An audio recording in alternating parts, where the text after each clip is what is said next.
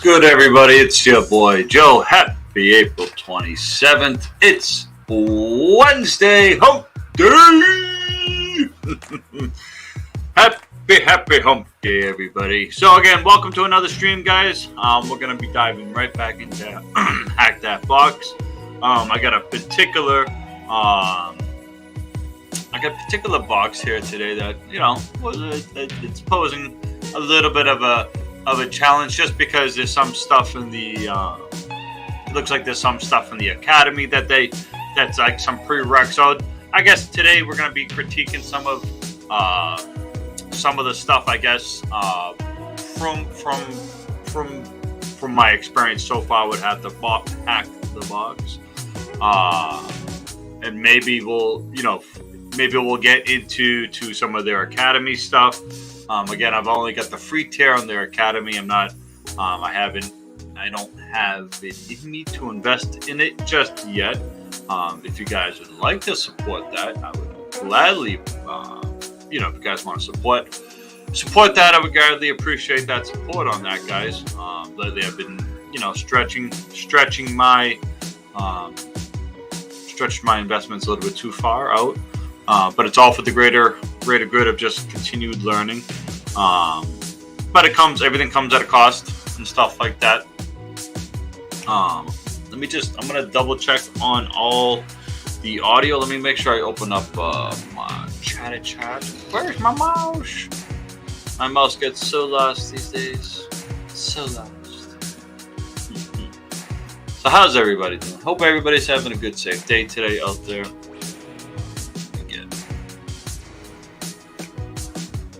Headphones on. Just real quick. Just want to check it. How the sound sounds. How the sound sounds.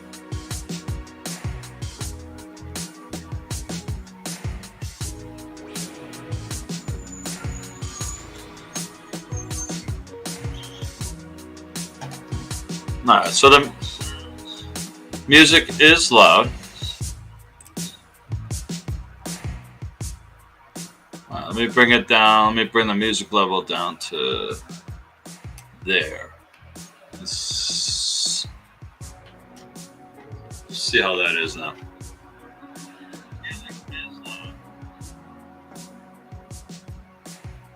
That's good.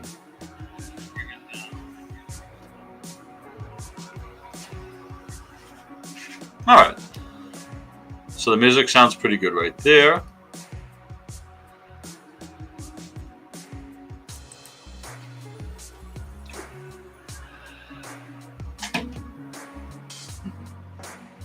So that's sounding pretty good right there. Yeah, looks good too. All right, I'm just checking things out, guys, to make sure things are on the up and up with everything. Just getting my sound levels correct. Yeah, okay. Let me take these off. Okay, put these off. Over ears and some background, and that's good right there. All right. So, music's pretty good. All right, guys. So, welcome again to another stream today. Again, happy Hump Day, April 27th. We're gonna dive right into HacktheBox. We're gonna be working on the bike lab here. All right. So I already got it up. I've already gone ahead and made sure we pinged it. We did mmap. We've exposed a couple of ports on it. Looks like we got a open port 22, TCP port 22. All right. It's running open SSH. We also have a TC port 80 open up. All right. And then I already got ahead and have this pulled up. Now this one, and again, I've been working on this one. This one is pretty fun. It's got a nice little animation, whatever. But this is like an injection. Let me again, guys, bear with me. This is all new to me, guys, so I'm having fun doing this. So, what you're going to be doing is exploiting. So what this lab is exploiting is the technologies that these websites, these web applications have. Okay, so something. What this lab had us do, and we'll go into that, and we'll get into web analyzer. That's a pretty neat little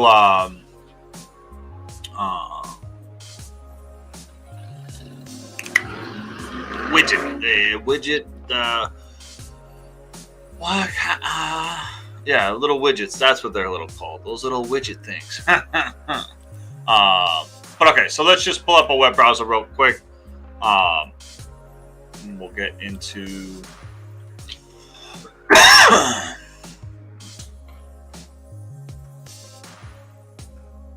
this real quick.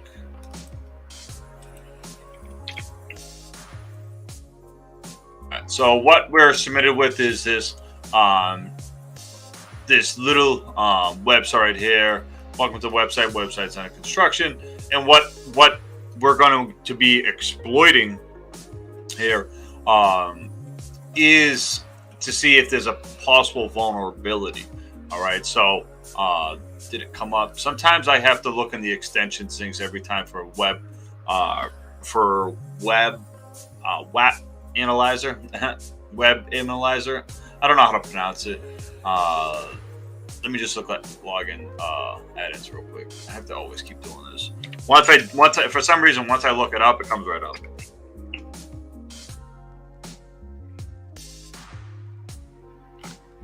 Where is it? That's not what I wanted.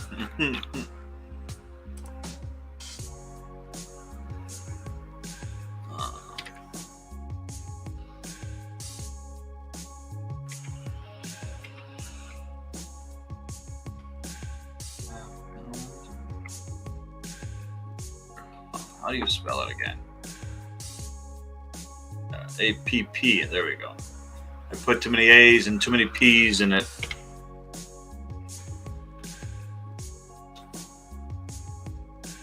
And again, once I look it up, for some reason, it's there. Once I look it up, it'll pop up right here for some reason every time. I don't know why.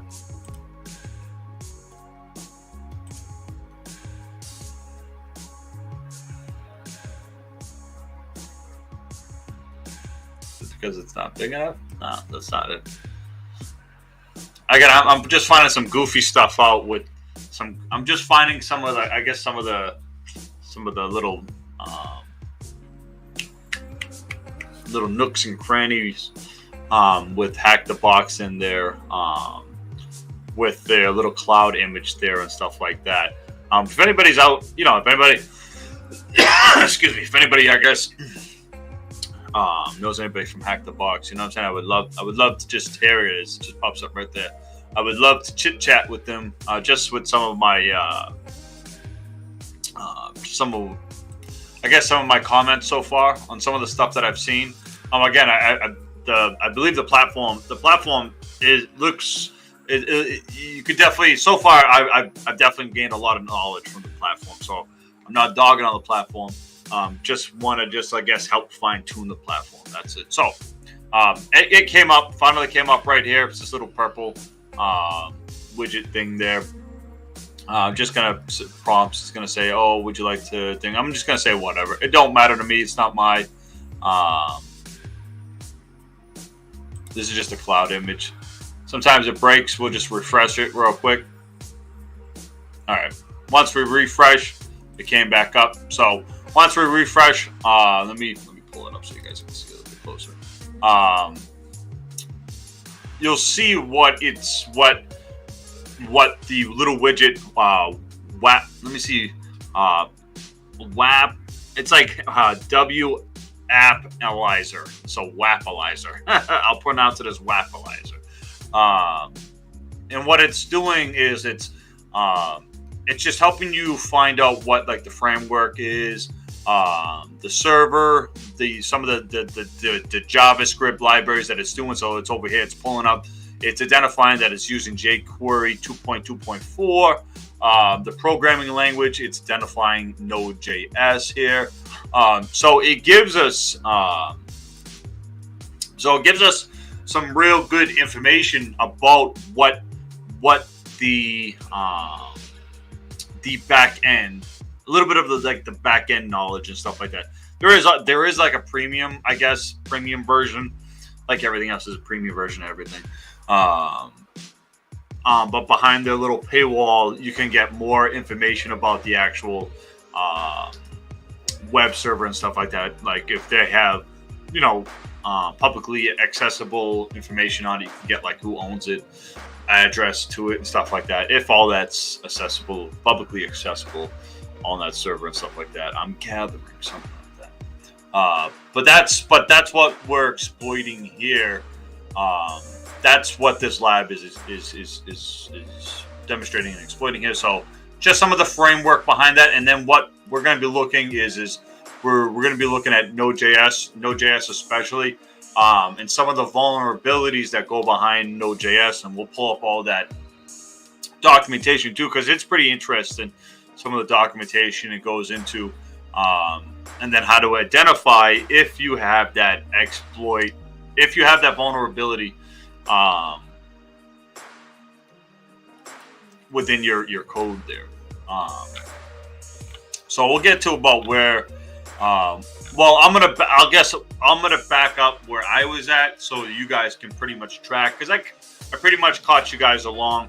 A lot of the other initial phases in these HacktheBox labs, obviously they have you establish communications with the ping, and then map all the ports, and then once you map all the ports, and then you start exploiting, you start figuring out your exploits and how you're gonna attack that box, and plan out your vulnerabilities but you start. I hope you understand this. So you start planning out like how you're going to attack it and stuff like that. So that's how they're trying to get you into the habit of doing it. So like they want you to get into like a step-by-step process. And that again, this is why I think that the platform is great. The platform is good. I just I have some fine critiques for them, especially when it has to do with that cloud box. Again, I think that cloud box is valuable because again, it eliminates you going out of your way and having to be able to virtualize images and stuff like that, and dealing with virtualization software and VPNs and bad connections. With the cloud image, you can do this right off of your any laptop. You know what I'm saying? Or even smart device like a tablet or something like that. I mean, I haven't tried to do it on the phone, but you probably can even do it on the phone. But it's all about labbing, guys. You know what I'm saying? That's one thing, I guess, what a lot of my streams are about is all about labbing. In what you can get away, what you get from labbing. I have a lot of fun time labbing. Well, it'd be. Again, this platform is fun because it's labbing. I like Code Academy. I do a lot of stuff on Code Academy too, and I'll probably be showing you guys some of that if you're interested. Because I think Code Academy is another great platform. I would love to design one of these platforms, and maybe that's a future thing of what I would like to accomplish with some of my goals and stuff like that. But again, I don't want to jump too far off of that. Let's rail it back into where we're at right now, guys. I can get off on a tangent real quick. Again, guys, thank you very much for joining the stream. Make sure you guys like, share, and subscribe. Especially share these streams, guys. I don't get a lot of followers. I don't get a lot of subscribers and stuff like that. I'm not trying to jump on a soapbox here, guys, but it would be nice to get some extra. I guess to just see if these things, if these streams and stuff like that. Could be popular. It could be something that more people could watch and stuff like that. But that's on me too to make better content. But I would love to see if my content will get out there more, guys. And that's all I ask you. It's very easy. It's even for free, guys. You can even sharing these things and subscribing is usually free. So, all right, let's continue on from there. So, we'll get back to the box real quick. So again, we're going to be exploiting this vulnerability. Now let's talk about what that even is here for a second, okay? So obviously we did scans. We see that we have an open SSH port as well with along the 80. We're logged into the 80. We're prompted with this page. Upon visiting port 80, we are presented with a web page that is currently under construction, and the option to subscribe to updates about the page using an email address. An email subscription is a web page, usually an option that allows for web visitors to receive updates via email regarding statuses of the website or the company on individual. And so I'm pretty sure you guys are pretty familiar with subscribing to platforms and stuff like that, and they're asking you to, for your emails and stuff like that. So I guess I don't have to really explain that. So let's provide a test email to verify. We have our working applications. When given the application to test, use it as if you would intendedly. Sometimes developers put in poor code as quick solutions, leading to vulnerabilities. So again, you're looking for that vulnerability. You know what I'm saying? It's like anything. You're sniffing it out. You're sniffing your prey out before you attack it. And that's kind of what we're doing. We're sniffing it out to see what's going on here. So let me just, before I click on it, I don't want to click on it. So it's just giving us a little example email address to plug in there, just to see if things on the application are working properly. As you can say, it prompts a little response here. We will contact you at yada yada yada, HacktheBox whatever. So obviously we're verifying if the application works. The application so far is working. Very good. Okay. We'll move on from there. We got the response that we're looking for. The output shows that any input that's submitted in the web page field gets reflected back to the user once the page reloads. This could lead us down a trail of thinking about various potential exploitation vectors, such as a cross-site scripting. So that's abbreviated with XSS. So cross, all right, site scripting. That's abbreviated again with XSS. Okay. However, we first need to know what framework and coding language the websites use in its backend, and that's kind of what we exploited with Web Analyzer. So Web App Analyzer. There, we got some nice information. We saw that it's using Express, and that it's on top of Node.js. There, all right. Yeah, in this instance, we have a pretty good rundown of the server's backend with MNAT reported on port 80. However, we can use the helpful extension. I kept on calling it a widget. I don't know why I was calling it a widget. An extension called Web Analyzer. I keep on mumbling over that one. With scans to the website to find us information about the web page it's using, frameworks, JavaScript frameworks, web server, programming language, widgets, and more. Like I said, there's a premium edition. There's a premium edition to that. It's up to you. You guys are more than welcome to look into that. But it shows, again, it just shows you more ownership information of the web page, and I think it gives you information again about the server that the web page could be located on and whatnot. So both MNAT and Web Analyzer have reported that server is built on Node.js and is using Express framework. So if you're not familiar with Node.js, Node.js is a JavaScript framework. Okay, so if you do anything with web development, Node.js. Okay, so if you're again, you would have to be familiar with all that. I can get into like Vue and React and stuff like that, but Node.js is its own framework, and in it has its own.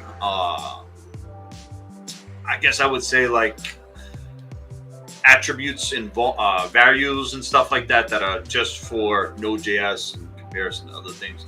It's a little bit more complicated than that, but So then you can have this other packages that you can build on top of whatever app you're trying to build. And Express is one of those packages you can build on top of Node.js, and Express helps with building just real quick, easy peasy web servers and stuff like that. Helps with routing and stuff like that. I've done some fun stuff with Express. Express again is real. It's a real easy easy to understand framework to get into like web application development, stuff like that.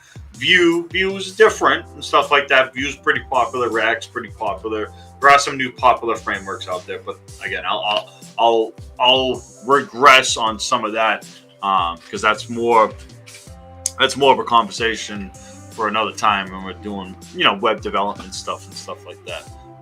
But here it gives you a quick little breakdown of what Node.js. Node.js is an open source cross-platform back-end JavaScript runtime environment that can be used to build scalable network applications. That is very nice and clean definition of that.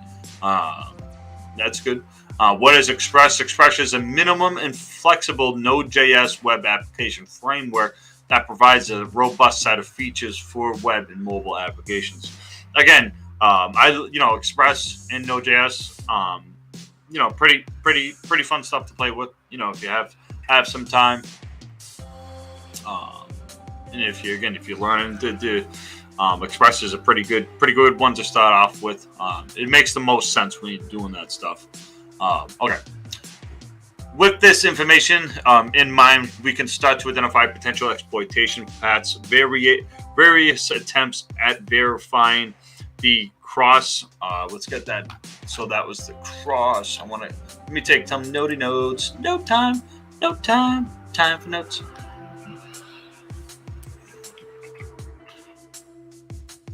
Got called out yesterday for not taking good notes, so we're gonna take some better notes today. So that's cross-site scripting. That's abbreviated with XSS. What was I just reading? Verifying the cross-site scripting vulnerability with the default payload, such as we got this little script right here. Has been unsuccessful. For this reason, we must look at different vulnerabilities. Node.js and Python's web backend servers often make use of software called template engines, okay? And it's going to get into template engines, and this is where knowing what back end is very important. We're going to open some of that documentation there that shows some of those template engines that are specific for Node.js. And what that means. Let me just take a sip of some water.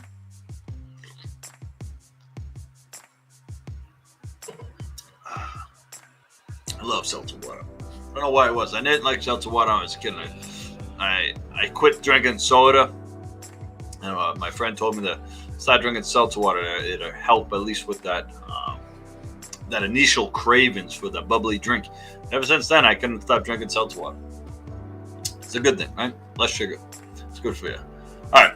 What is a template engine? Template engines are used to display dynamic generated content on a web page to replace the variables inside a template files, which actually with actual values, and display these values to the client, i.e.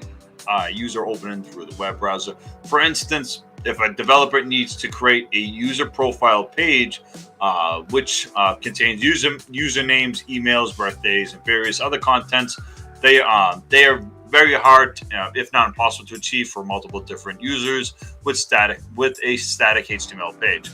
The template engine would be used here along with a static template that contains a basic structure of a profile page, which would then manually fill in the user's information and display it to the user. Template engines, like all software, are prone to vulnerabilities. The vulnerabilities that we'll be focusing on today's are called server-side template injections. Let me snag of that.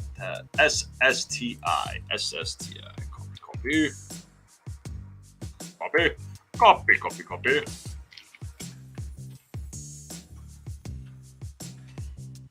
Server-side template injections.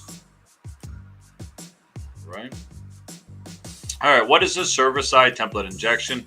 Server-side template injection is a vulnerability where the attacker injects malicious input into a template in order to execute commands on a server. To put it plainly, a server-side template injection is a exploitation technique where the attacker injects native to the template engine code into the web server. The code that is to run via the template engine. The attacker gains code execution on that affected server.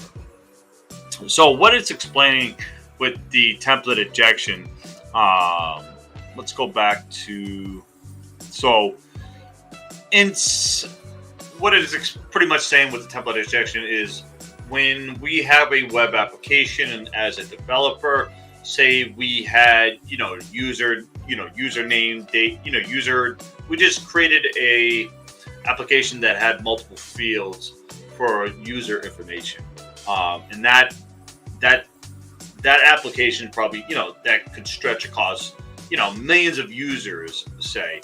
And instead of creating static HTML files for each and every one of those users, which then would create a massive amount of files on the server, it's pretty much, it's like a template plating to that, which I'm kind of gathering. Again, I'm learning a lot about web development and stuff like that. So again, I'm putting pieces together. I'm trying to put pieces together of what I'm trying to steal from my networking stuff, my web development stuff. That was real weird to do that next to my head like that. I won't do that again, but I just did it again. I guess it's just trying to put eggs all in one basket. But okay. All right. All right, so this attack is very common on Node.js websites, and there's a good possibility that the template engine is being used to reflect the email that the user. So it's just saying that this is pretty common to Node.js. So it's got this URL here with hat tricks, and we'll kind of read identification. In order to the exploit a potential server-side template injection vulnerability, we need to first confirm its existence. After searching for a common server-side template injection payload on Google, we find this. So hat tricks, and we'll open that up. So it's this nice little blog here. This blog, it has a couple other things too. It's actually a pretty decent blog too. I'll throw it up in real quick so you guys, if you guys are interested, you guys can take a look at it yourselves. I'm all about trying to share, guys. Try to share my knowledge with y'all.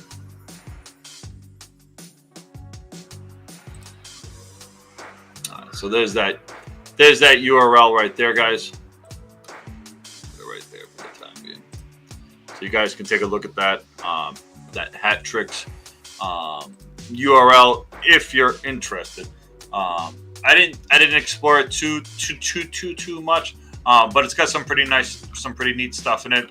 It gets into more in depth about what a server-side template injection is. Okay. Gets into detecting it. I guess we can. It wouldn't bother us to read a little bit into this because it does. It's going to help us make sense into what we're about to do, because the explanation the walkthrough doesn't help you 110%. And again, this is I'll get into that in a second too. All right.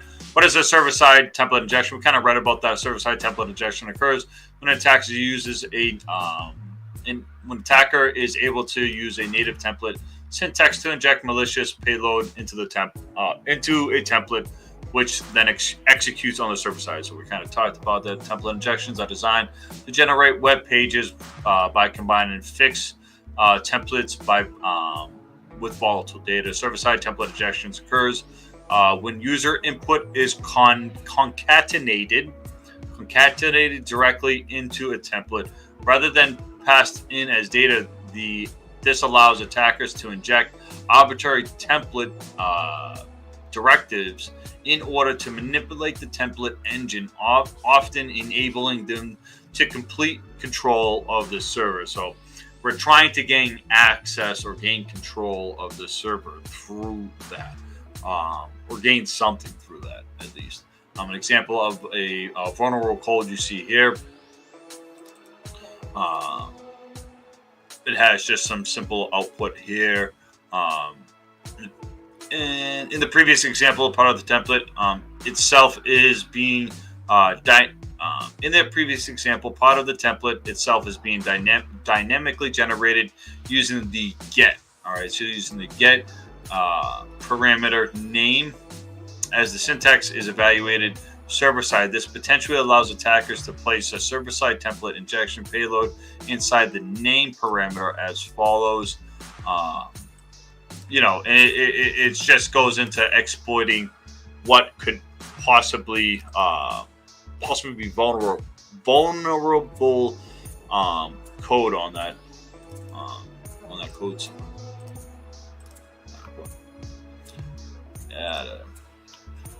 Constructing a server-side template injection gets into detecting here. So, as with any vulnerability, the first step towards exploitation is being implemented. Perhaps with deceptual initially approach, trying to fuzzing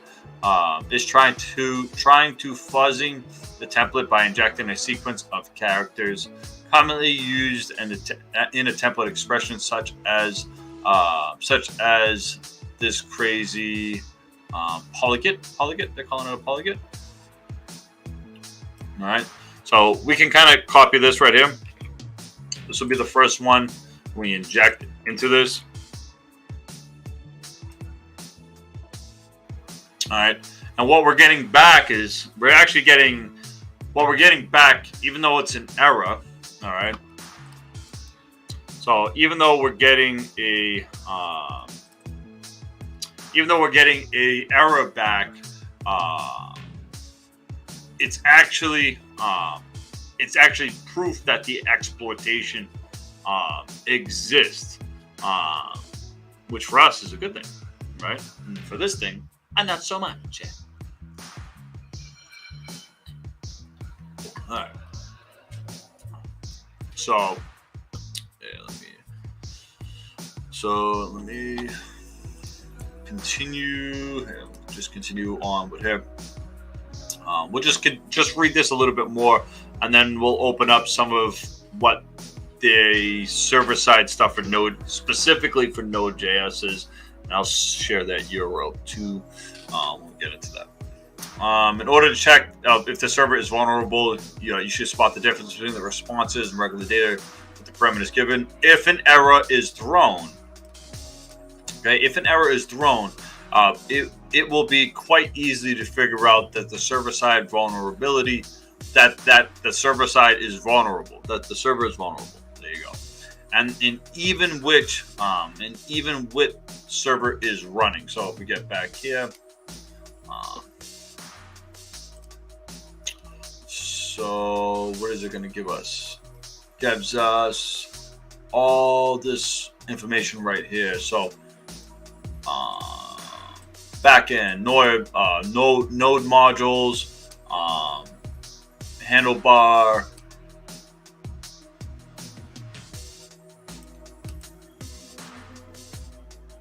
so it gives us some information already about the server right there, and that's what that's talking about right there.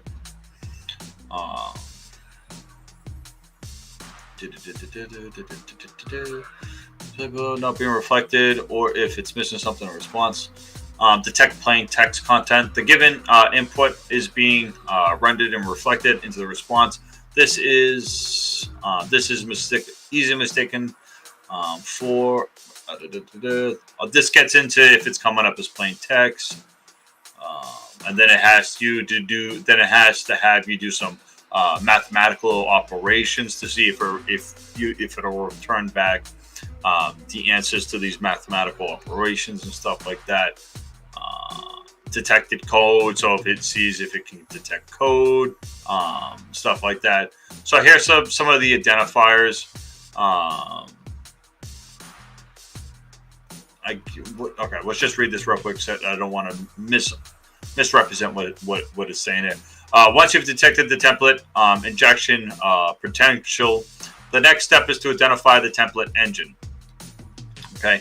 Although there are a huge number of template languages, many of these use similar syntax that is specifically chosen not to clash with HTML characters.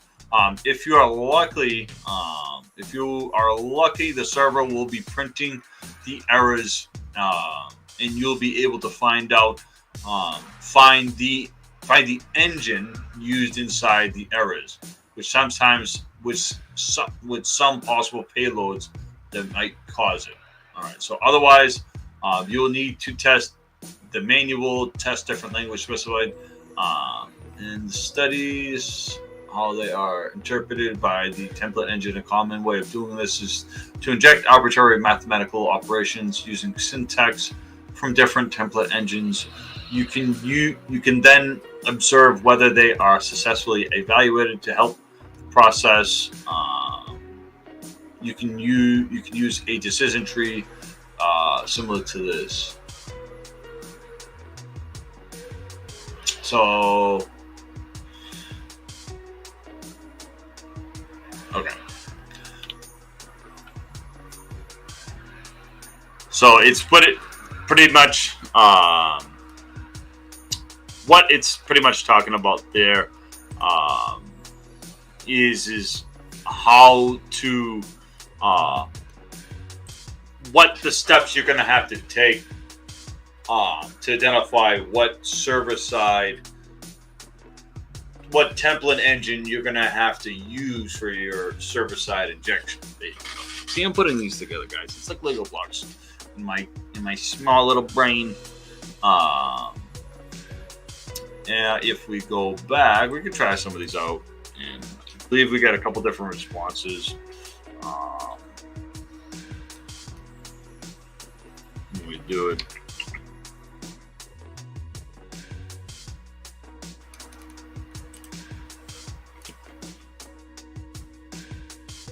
Like some of them will render back. You see, some of them will render back. All right, and then some of them. Where was it? Yeah, without. Here.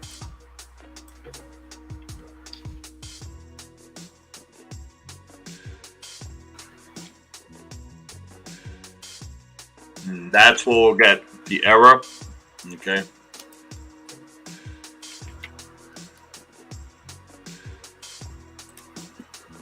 We'll try this.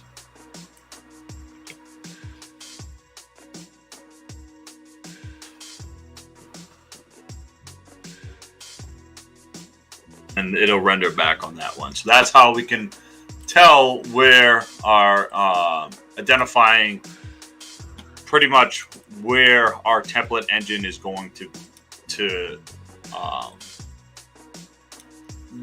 what template engine is going to be successful for this server-side injection. So we have the what are these brackets? Yeah, these are just brackets. The double brackets. All right. Because now these ones evaluate. Let me just check if this evaluates. These might even evaluate. These might not. These might.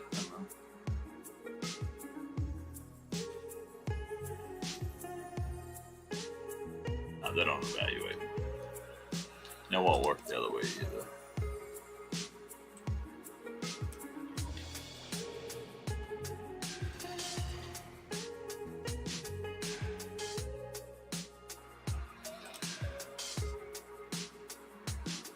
Yeah. All right.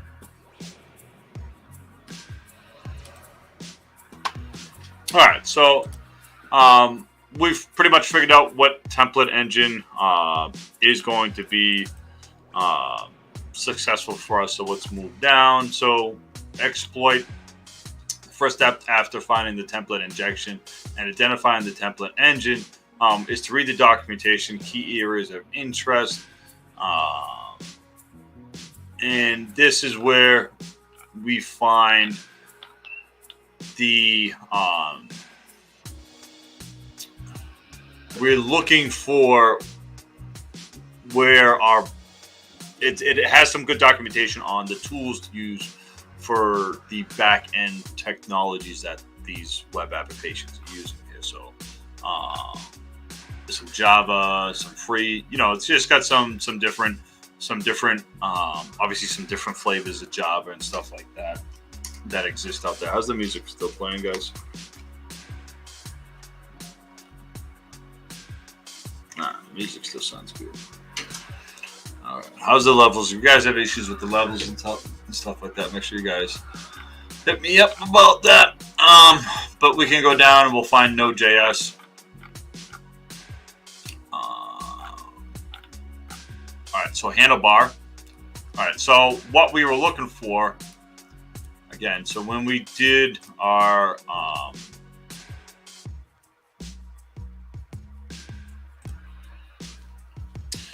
here, where's my,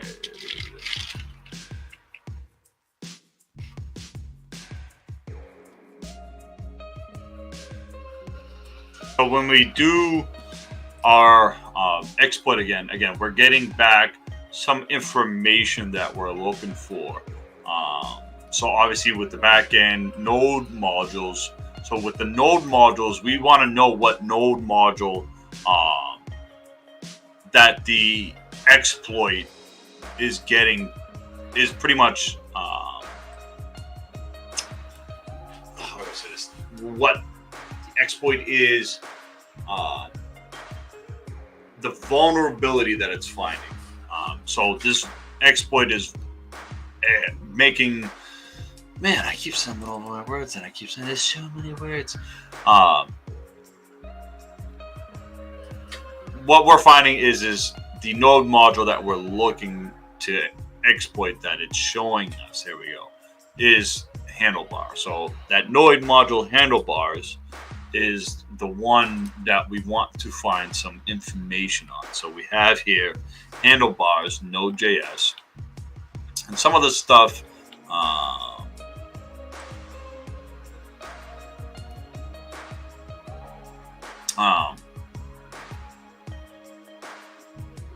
it has some of the tools that we could use against this module here, or attacking this module.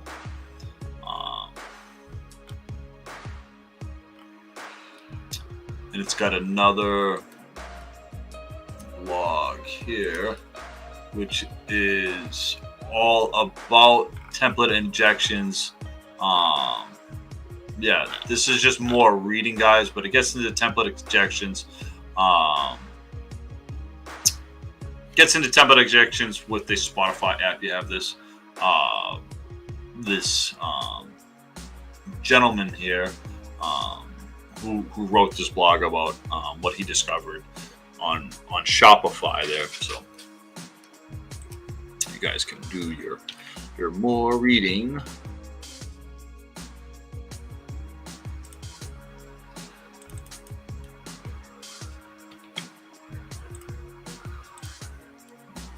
Again, if you're interested in checking it out, you guys are more than welcome to check out this article. Just a little bit more about handlebar template injections. Again, this exploit. Read about that. It's a pretty lengthy article.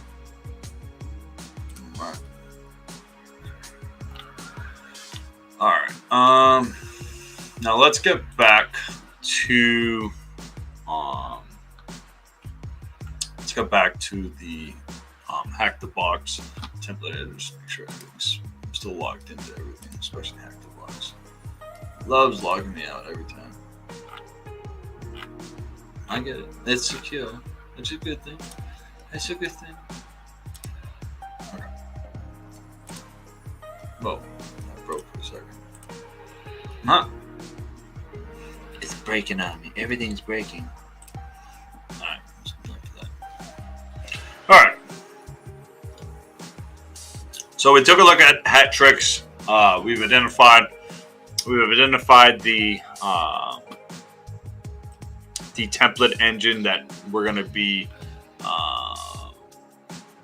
using pretty much here, and it goes into this article that showcases exploration techniques for various different template engines. The following images shows how to identify if the server-side template injection vulnerability exists and how to find out which template engine is being used.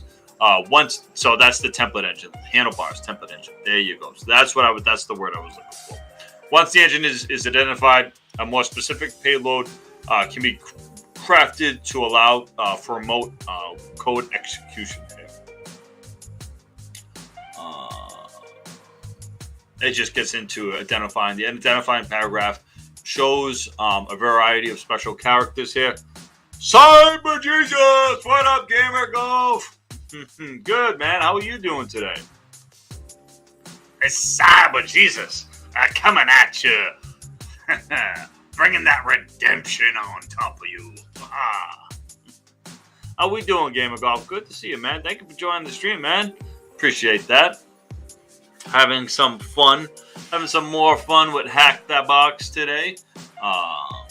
We're having some, we'll probably get into some critiques of mine that I'm finding so far about the platform. Again, again, nothing bad about the platform. I think the platform's a great platform. I think it's worth its money.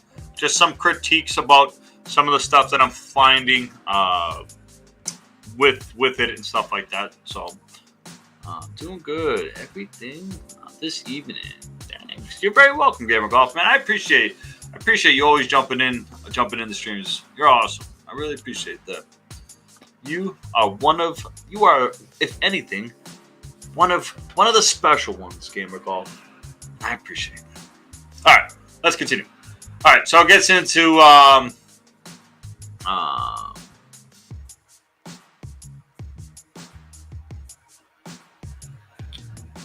honestly, and you bring Gamer Golf brings up a great question here. Why did I go with HacktheBox over what is it? What's the other? I guess because I didn't know. Honestly, I guess if I should have done more due diligence in the one over the other. Try to hack me. I knew that. I just didn't pick up on try to hack me. I guess I'm not too familiar.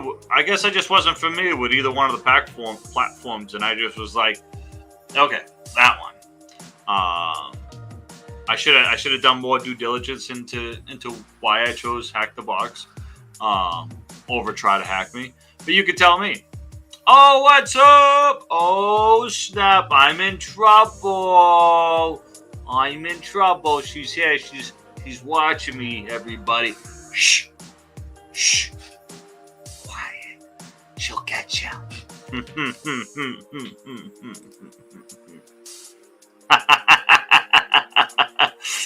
Game of Golf saying hi.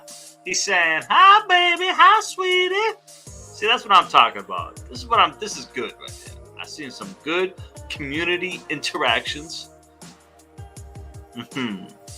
She's laughing. I love it. All right, so I gotta make sure I'm watching my P's and Q's here. I'll get in trouble. Yeah. So again, that is a great question. Honestly, I don't know why. You're not in trouble. I hope I'm not, baby. I hope I'm not. I love you, and I hope you're having a good day. You're working hard. You're working hard over there today. I know you are. Hopefully your computer's up. So this is pretty the evening's young. So this is pretty all their computer systems went down at where she was working yesterday. And I probably should have looked into it, but I didn't. but they were having all kinds of wonky stuff and stuff like that. And I know the corporate headquarters is out of France. How many lines? You got 800 lines at work today? Oof. It's going to be at least a decent day for you. It's just not too crazy after the madness you were dealing with yesterday.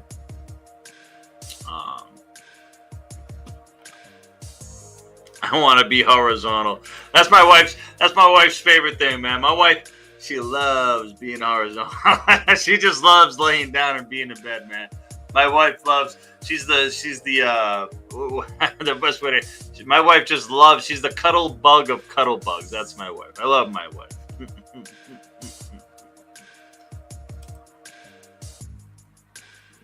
I don't want to.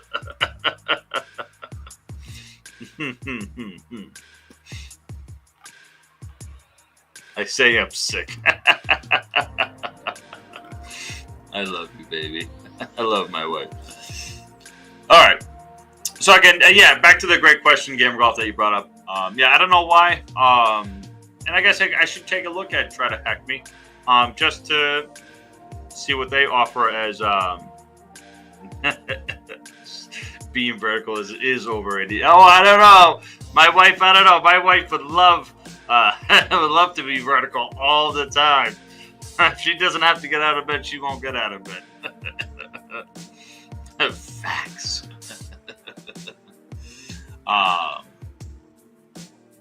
Yeah. But yeah. Man, I love you, baby. I appreciate you jumping in. You make my day happy, baby. Look at the smile. Look at the smile you bring to my face. Oh, I love you more. There's so much love in this stream right now. All right, so just like we were talking, to get back kind of like what we were talking about, to get and I hope you're having a good day, baby. I really do. Hope everybody's having a good day. Welcome everybody to the stream. Hope everybody's having a good day. Make sure you guys like, share, and subscribe out there to all my social medias. You guys can find me on Twitter. You guys can find me on YouTube, Rumble, all the social media platforms you guys can find me on. I live stream on Twitter, YouTube, Rumble, and wherever else. I love your face, baby. I love your face. I love your face. And I love everybody else's faces out there. Y'all have beautiful faces. I love your face. Thank you, baby. But yeah, make sure you guys, again, I would love to see more subscribers and stuff to all my social medias out there. You guys are making me very happy. And you guys will just keep on encouraging me to continue to try to make better and better content, guys. All right, let's continue on. So, again, we identified the vulnerability. To test the vulnerability, let's try the 7-7 in it. And as it turns out, after the payload was submitted, what again it was getting at is with the double brackets, you had if we go back to back up here, where it has the identifying the template engine you're going to be looking for to try to find that initial template engine vulnerability to be successful at your exploit there. Yeah, and that's it. So yeah, we already got that. We worked through these already, and we've discovered that the double brackets is what we need to key in on. We've propped the error page, and we've already taken a look at the handlebars. Handlebars. We've discovered that the module that we're going to be exploiting is handlebar module. This means that the payload was intended to detect as valid by the template engine. However, the code had some errors and it was unable to execute. An error is not always a bad thing. On the contrary, for us as a penetration tester, it can provide valuable information. In this case, we could see that the server is running from root backend. The directory also that is handlebars template engine is being used. Again, so the handlebars template engine. And that's what we were looking for when we were going through and trying to find the correct engine here. So we obviously discovered it. So now we just have some more information that's going to help us get to that final endpoint there. What up, Metal? How we doing? Welcome to the stream. Thank you for showing up today. All right, exploration. All right, so looking at hat tricks, we can see that both. How's the music, guys? How's the music levels? Music's still pretty good. Sounding pretty good. Looking back at hat tricks, we can see that both handlers and Node.js are mentioned as well as payloads that can be used potentially run commands on the handlebars server-side template injection. To determine if this is the case, we can use burp site to capture the post request via Foxy proxy and edit it to include our payload. We provided a great module using the web proxy. Now, this is again something. And yes, it is Shay's friend. Oh yes. Oh, I know it's Shay's friend. Anybody who is Shay's friend is a friend of mine because I love the Shay so much that I love all of her friends as well. So welcome to the stream. So and Gamer Golf does bring up, and you're gonna see some of that right now. I'm gonna have some issues with this right now, and maybe Gamer Golf, you can help maybe walk me through some of this with Foxy proxy. Good Trump voice. Oh, you like my good Trump voice? I do a good one sometimes. It only comes out of me naturally, but when I try to do it, it never works so good. I don't know why. All right. So I was having. You're gonna see the issues I'm having, and again, I don't know. Hopefully, maybe somebody out there from HacktheBox is maybe watching the stream. But I don't know if it's an issue with me using the cloud instance that I'm having issues setting this up because I'm trying to think. There's something with I normally skip Foxy and just use Blurk script internally browser and that stuff. So that's what I'm glad you brought that up because I try to use it from the extension. Like I have the extension. There's the extension plug, whatever, on their little cloud instance there. And it doesn't in their walkthrough. It doesn't even talk to you about bringing up Blurp site, but we're gonna bring up Blurp site nonetheless because it even shows an image from Blurp site. It wants you again. This must be a ploy to get people to get over to their academy, but they want you to go over and go through their using web proxy walkthrough on their academy. Again, I haven't vested anything into their academy. Again, I thought it was, but that's neither.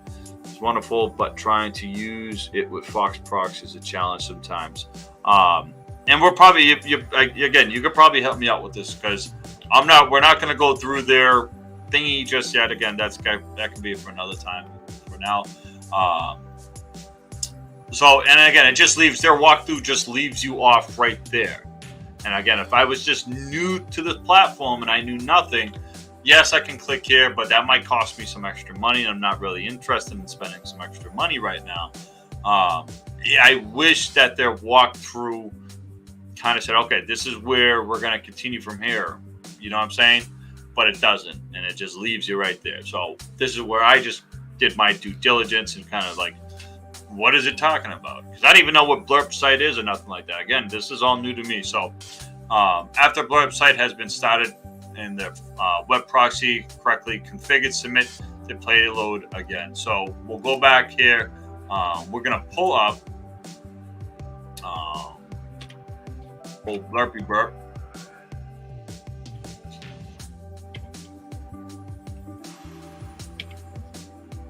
So burp suite.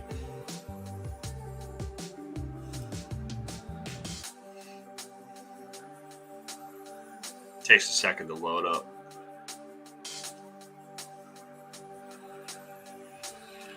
Whatever. It's a temp project. I don't care to update right now. Gonna be using the defaults.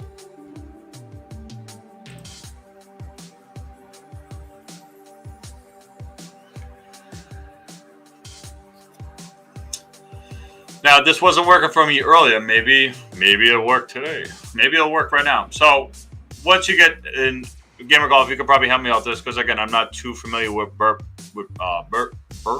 site suite too much. But here's their little dashboard. Well, this is their little learn dashboard. Their actual dashboard is going to be right here. What we're gonna do, proxy. So we're gonna use, and this is what,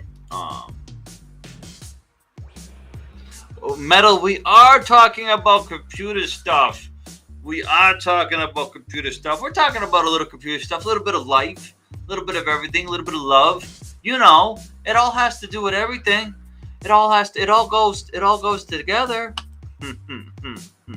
But yeah, we're talking about a little bit of hacking stuff, which is interesting. I hope you find it interesting.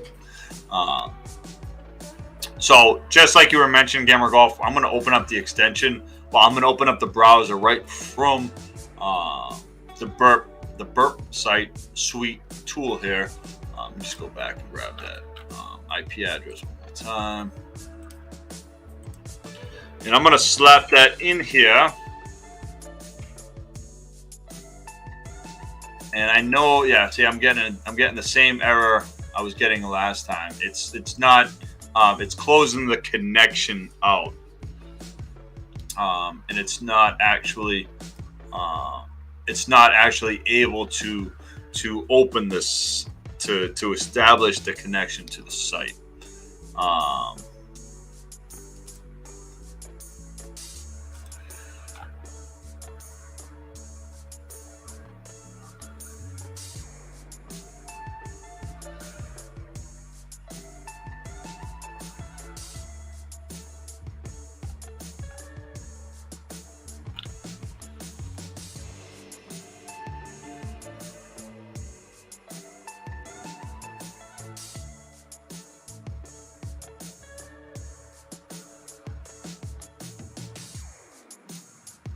Now,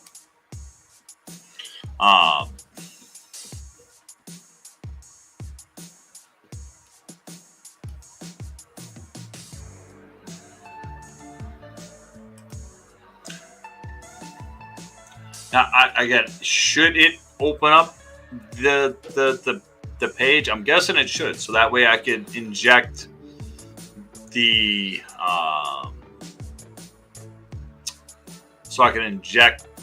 server-side template injection, and then get whatever feedback back here, right? Because then we're going to inject something back into it.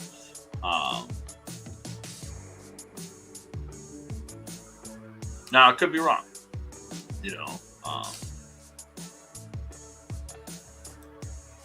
it's just not.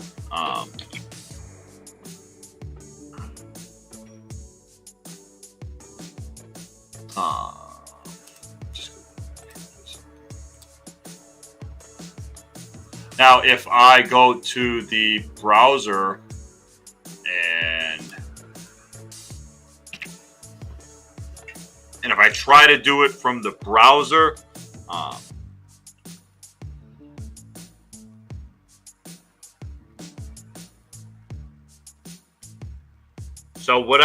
so can I see? This is why I love my gamer guff.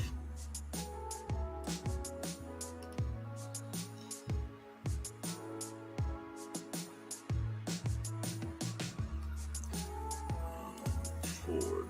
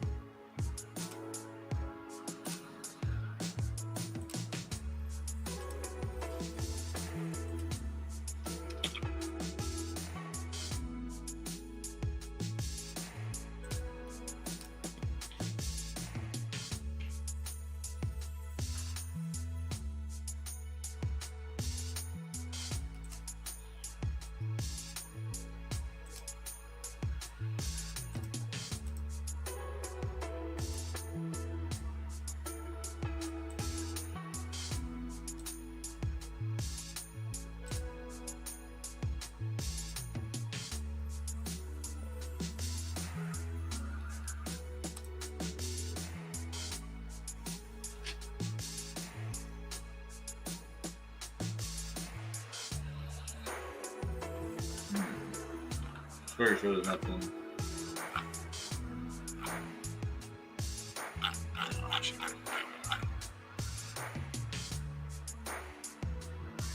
And let's just see, you can take that traffic while website browser will pause and wait for each step before moving on. This will give you a chance to see every interaction before.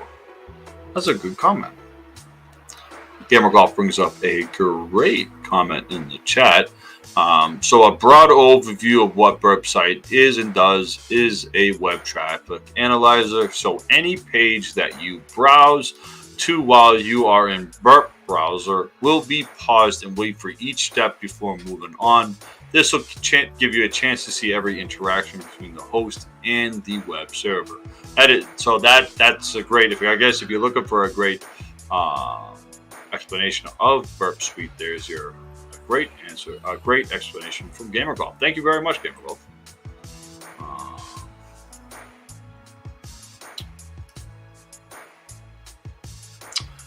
So if you have the interceptor turned on, Burp Suite will pause every step of the way you look at. But if you have it turned off, it will just forward traffic.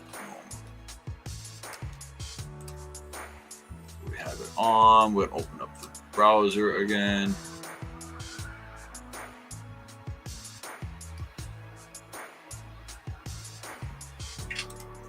Whatever that means. Interceptors on.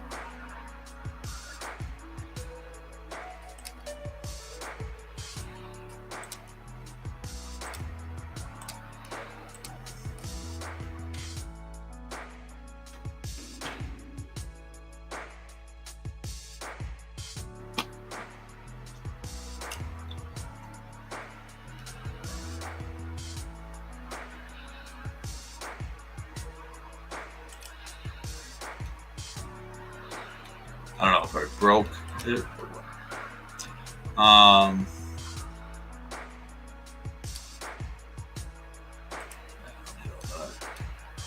So you're saying to forward.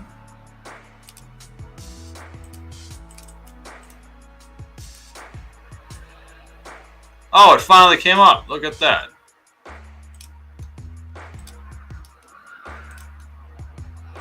Oh, there we go.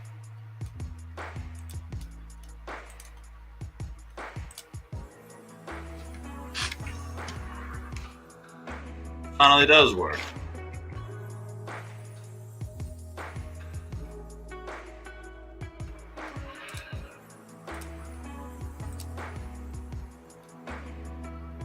All right. So this is what I was trying to get through. Was getting responses back. We had to get it to load, and it finally loaded. finally loaded. And this is what Gamer Golf you were bringing up, how it stops us in between each step between we get there. So we submitted it, so we have that now. We go back here. Ooh, now I'm all excited. Before we modify the request, let's send this HTTP packet to the repeater module of the burp site by pressing Control R. Now let's grab the payload section from the handlebars Node.js, and here is our little package here.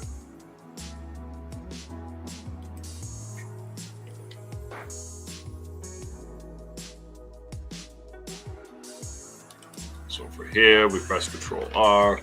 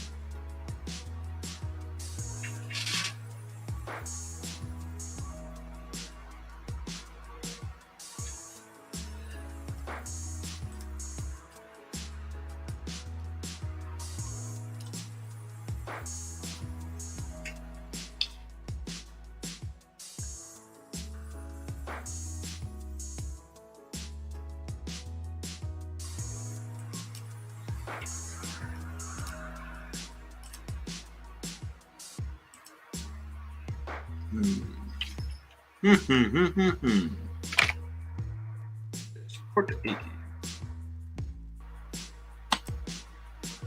Invalid host.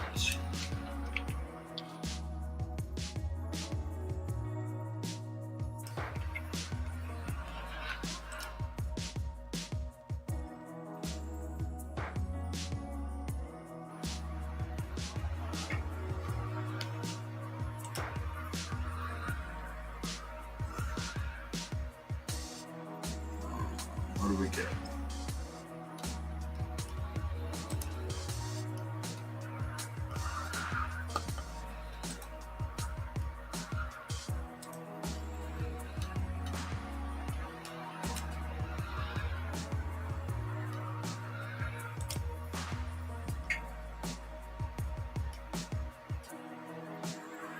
Oh, is that what I was supposed to forward?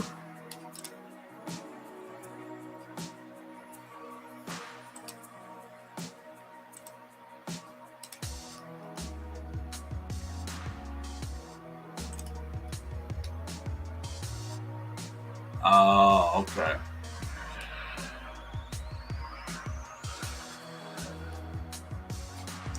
Now the lesson is a good example of the difference between platforms. From trying to HacktheBox's aim, sort of more people who have some sort of previous experience. Exactly, you already know. So for this lesson, HacktheBox is expecting you to already know what burp site is and what the tabs do and how it works. Whereas Try to Hack Me has more beginning-friendly guide lessons on burp. Oh, they do. So another great comment by a Gamer Golf. So he's just bringing up, Gamer Golf's bringing up the great, a great comment on the differences between the two platforms there, HacktheBox and Try to Hack Me, in expressing the his opinion on how Try to Hack Me does seem to be more beginner-friendly, a beginner-friendly platform, where HacktheBox is more aimed towards people with more experience. Gamer Golf, again, thank you for another comment. Another great comment. Hey, let me exit this one. We have our other burp suite up again. it's not. So we're getting it. We're getting it. We're getting it. I'm just gonna do this one more time.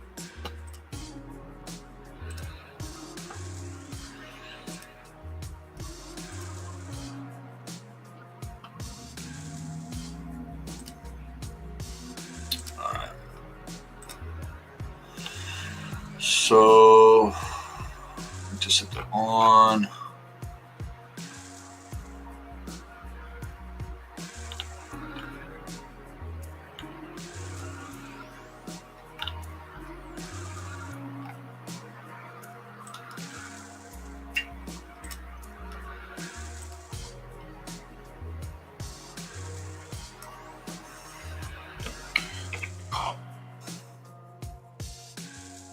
For modifying the request, let's send this.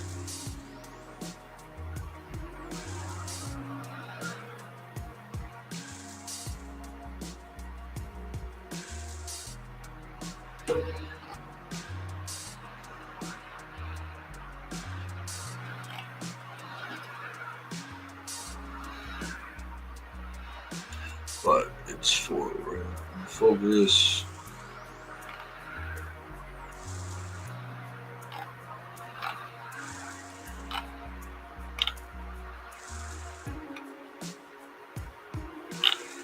All right, let's just move on a little bit from there. A little bit. This line instructs the server to execute specific system commands. And the who am I later in the write-up, we will modify this line to execute different commands on the server after copying the full payload from Hack's tricks. We must URL encode it so that it will be correctly passed to the server. When making the request to the server, the data we send can only contain certain characters from the standard 128 character SQ set. Reserve characters that do not belong to the set encoded. For this reason, we must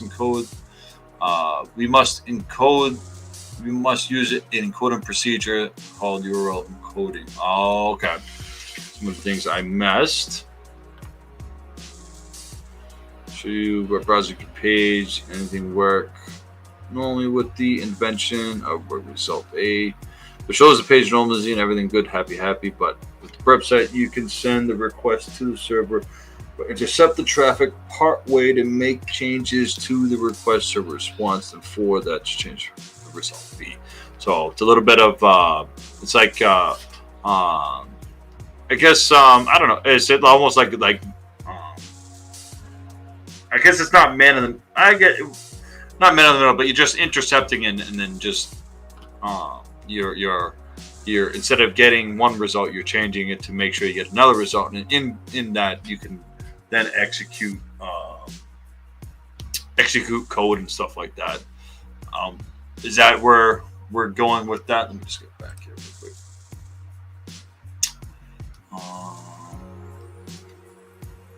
Decoder.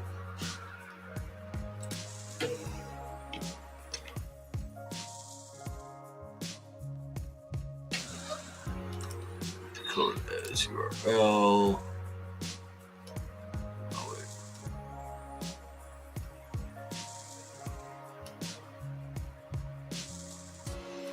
What did I do wrong?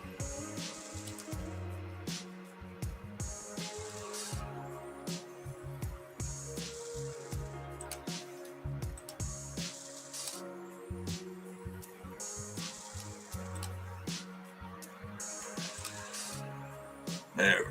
Okay.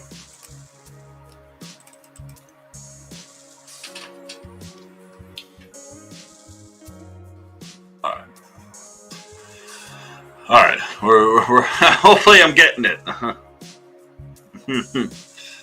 walking a thin line of understanding here.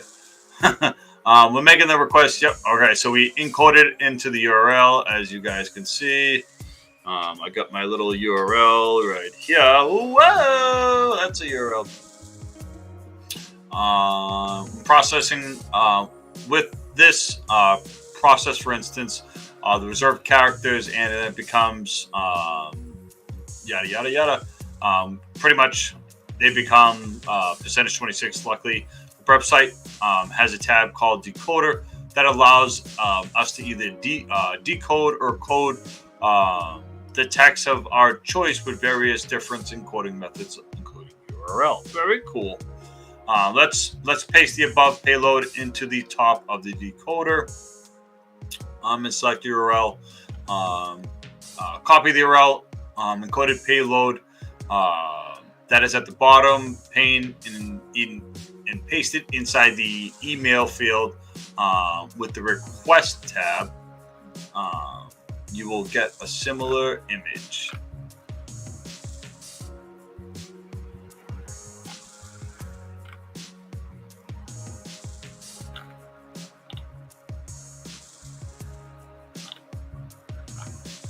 Right.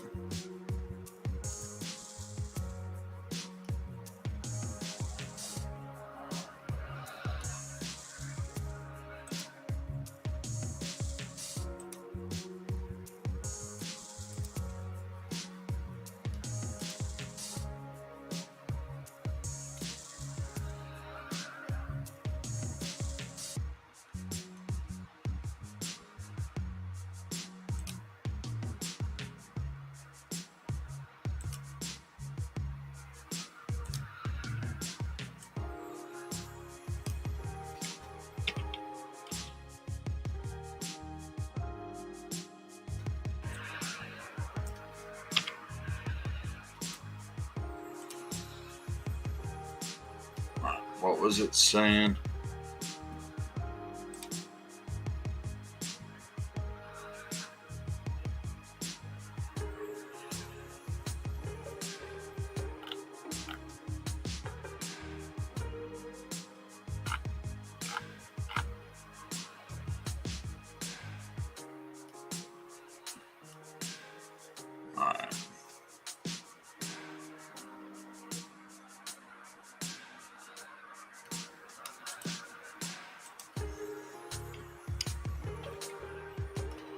No, that's not what I wanted.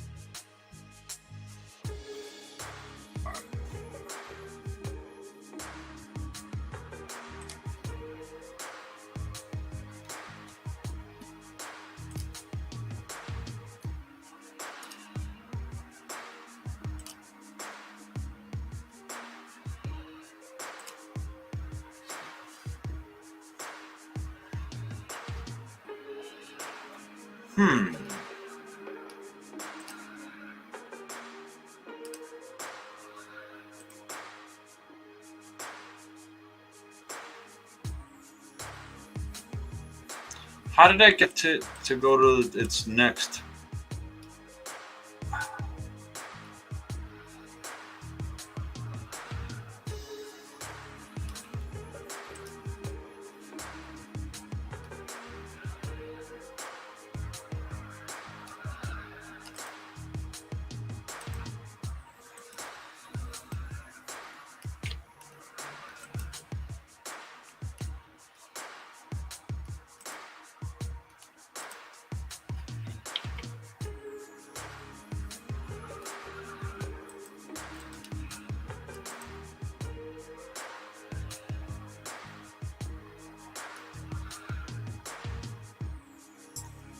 Scepter.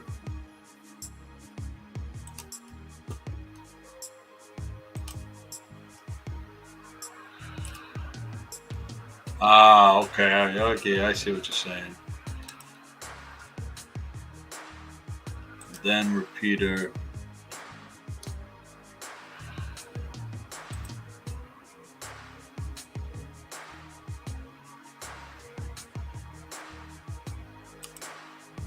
Pressing 9.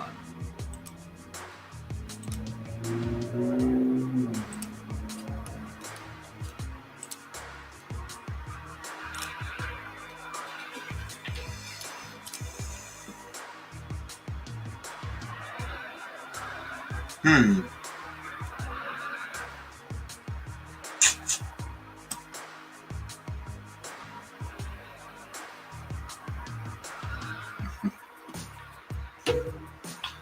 All right. Let's try that again. Open browser.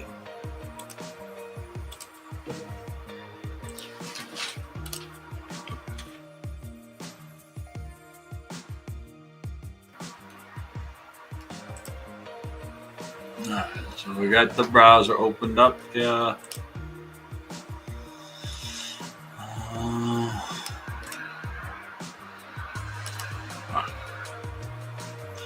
So, what is the next action?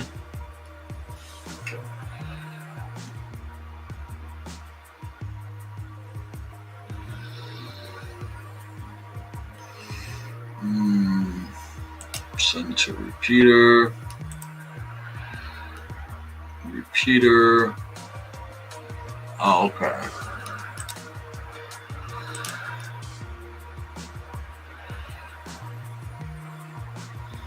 Send request response.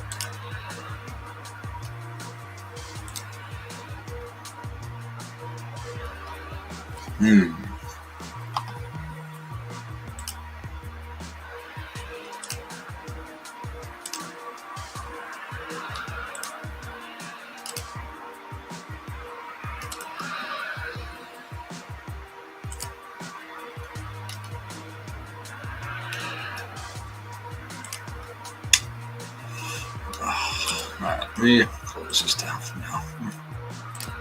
Let me open it back up.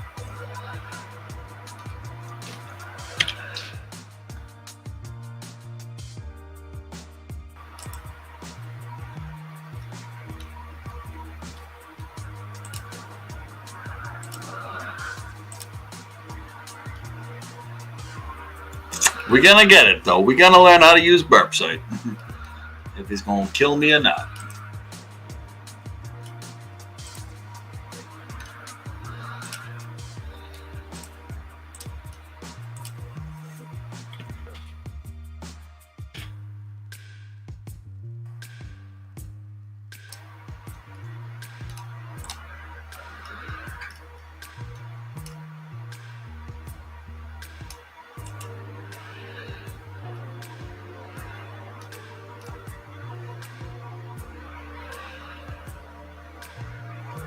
Why it got so quiet suddenly.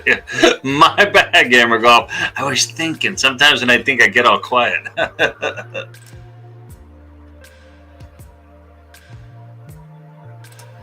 My brain was breaking on me.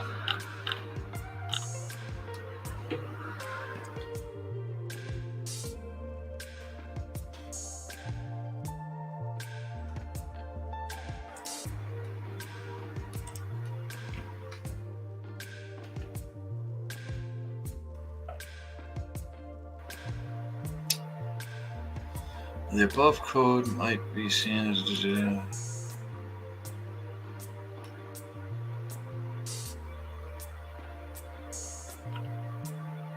this line will instruct the server to execute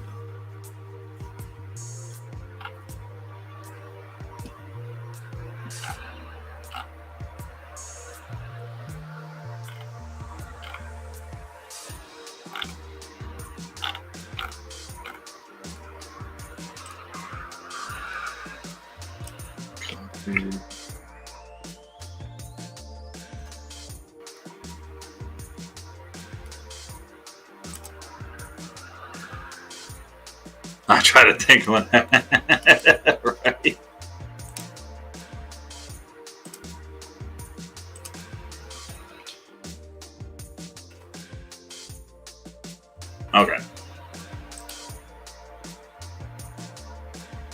All right, I'm starting to understand something.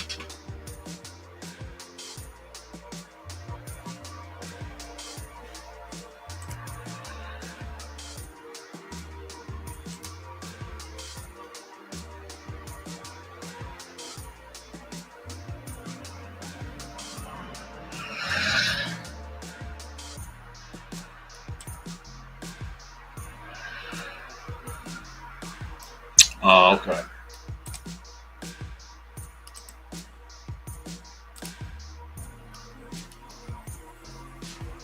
Oh, okay. All right, my friends.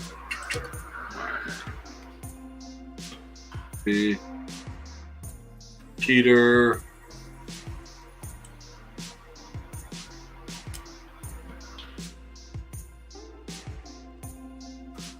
Simon. Okay.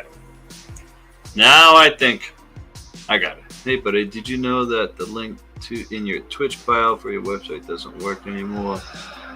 Did I lose Joe Press? Did I lose JoePress.com?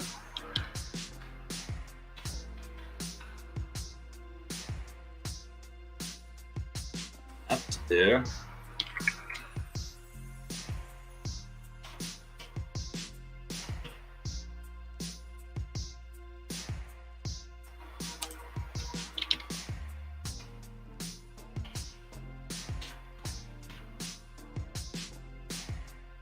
Oh, no, it's still there.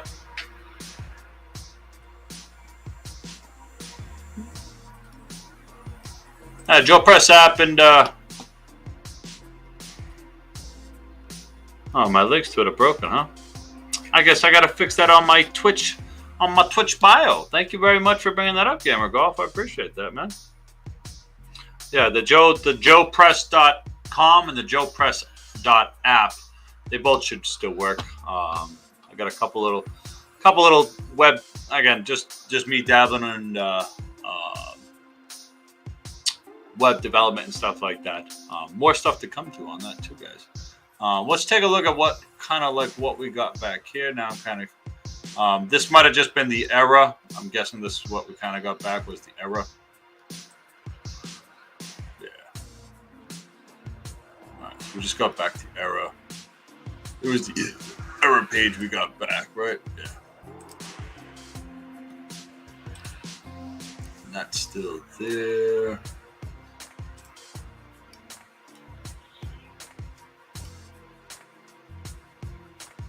Yeah.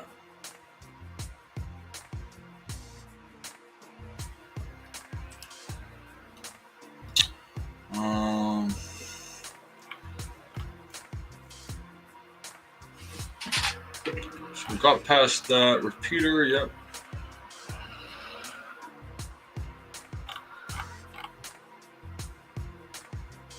And yep, that's what I got. Take a look at the portal. We noticed the following code.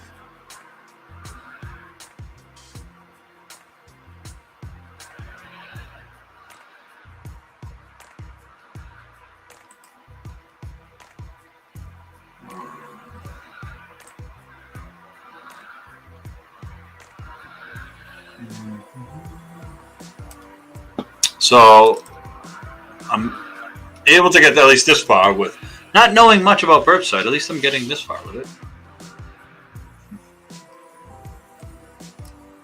How do I close these?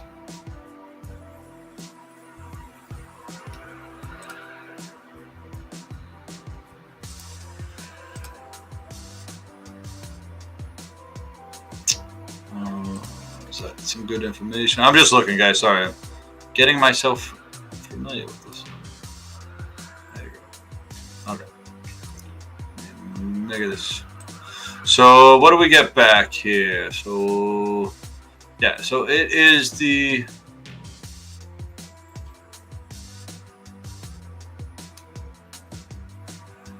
so it's that just the same error page and stuff like that we got back.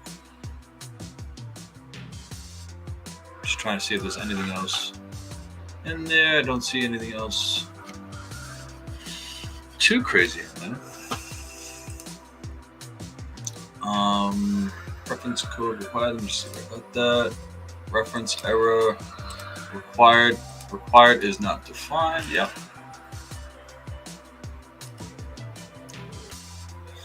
This is likely part of the payload that is erroring out. Required is a keyword in JavaScript and is more specifically to Node.js that is used to load code from one other module or a file. As the above code is attempting to use the child process and has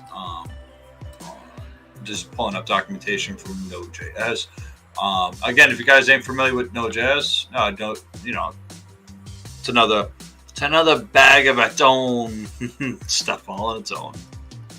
Node.js is fun though, complicated but fun. I guess they're not complicated, just another thing to learn. You know what I'm saying? Just like anything else, when you're learning coding, it's just like that too. Template engines are often sandbox, meaning that the code runs in restricted code space, so that in the event of malicious code running, it will be very hard for the load modules that can run system commands. It would be very hard to load modules that can run system commands. If we cannot directly use the require to load such modules, we will have to find a different way. All right. Globals. In the computer program, globals are variables that are globally accessible throughout the program. In Node.js, this works similarly. So just like in Python and in JavaScript and JavaScript, Java. I think Java has globals and stuff like that too. And a couple other languages use global inherency and stuff like that. Node.js is very similar, with globals objects being available in all loaded modules. A quick Google search using the keywords Node.js global scopes reveals this documentation. So we have some just global objects here. Keep that open just for a second here. This documentation details all the available global objects in Node.js. It's worth noting that the documentation also showcases a list of variables that appear in global objects, but in fact are built-in objects. The following are dir name, file name, export modules required. And some of these are built-in modules. Exports, modules requires. Those are dir name, file name, stuff like that. Built-in objects and stuff like that too. These are the following. As seen from this list, require is in fact not a global scope, and therefore a specific case it might not be accessible. Taking a closer look at the documentation, we see that there is a process object available. The documentation states that this object provides information about the control over the current JS process. We might be able to use this object to load a module. Let's see if we can call it from the server-side template injection, modify the payload as required. So we're going to modify this back to a URL.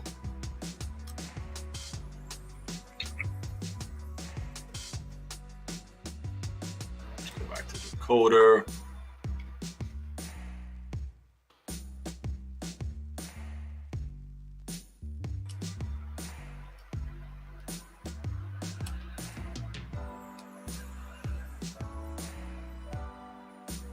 Don't break on me. That was the one, right? Yeah, okay.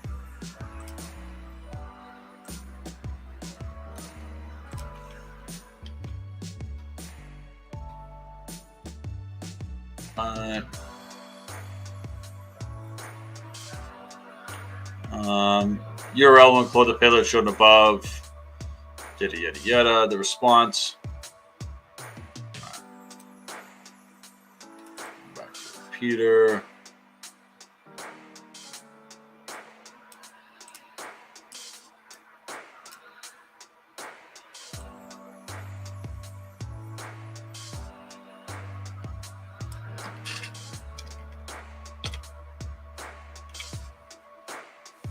take a minute. Breaking everything. Doesn't like copy and pasting right now for some reason.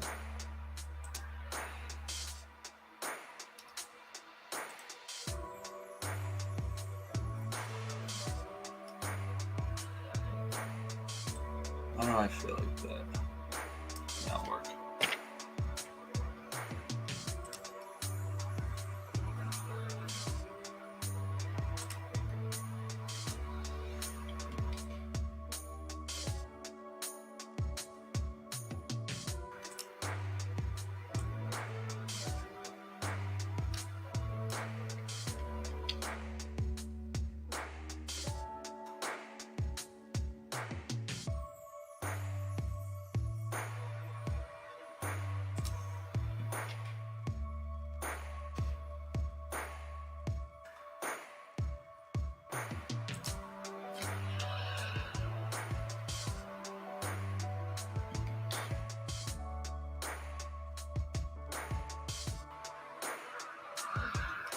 Aha, okay.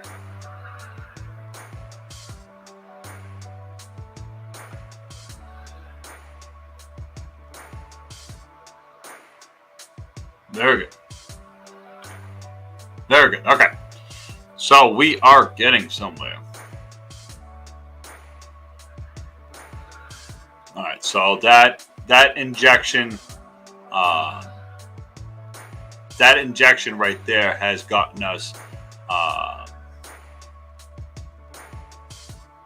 believe that. Okay, let's read what that injection is. So, the URL encoded payload as shown previously send to blunt repeater. So we are getting this response right here, and we can confirm that response to what we are showing in our response right here. Okay. All right, the response did not contain an error, and we can see the object process has been identified. This means that the process object is available. Taking a closer look at the documentation. So this is just more. It's just more Node.js documentation here of the process object. We see that it has a main module property. Main module property, object function, native code. Just see what this is talking about right here. Process memory usage, import memory process, returns an object describing the memory usage of the Node.js process measured in bytes. So there's some stuff where we can take a definite exploit at. Some juicy stuff. Property that has been deprecated since 14.004 of the Node.js. However, the deprecated does not necessarily mean it's unacceptable. A quick Google search using the keywords Node.js main module reveals that this blog post that details the usage of this property. Just going to get into another link here. Let's bring it up. Geeks for Geeks. Ooh, Geeks for Geeks. Why don't I know what Geeks for Geeks is? I want to be on Geeks for Geeks. But this nice little blog right here just gets into the Node.js process main module property. And if you're interested in taking a look at that, totally not.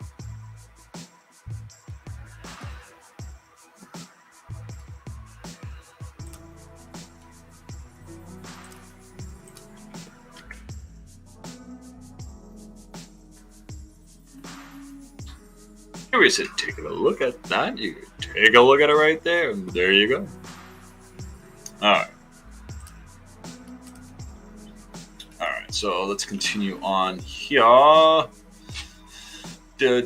Specifically, it mentions. Let me just make sure I didn't get. Did I get knocked out of HacktheBox yet? Nope. Look at that. I didn't. Sometimes I do. This time I didn't.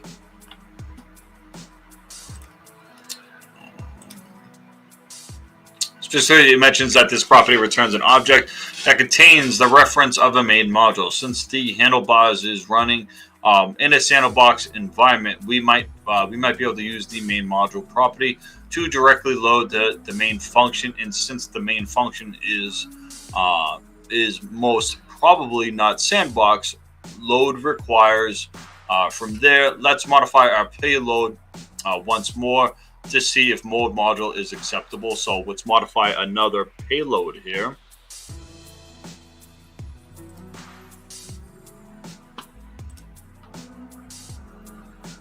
All right, let's snag this payload here.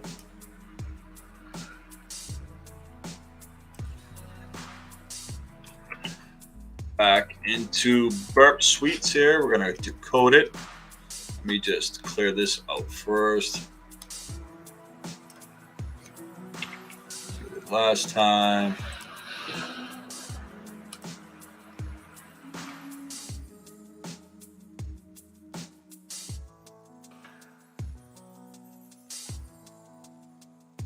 Oh, I broke it all.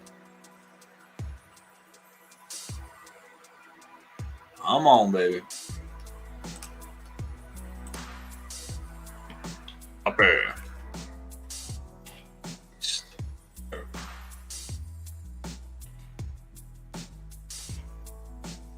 Go back to repeater. Let's inject our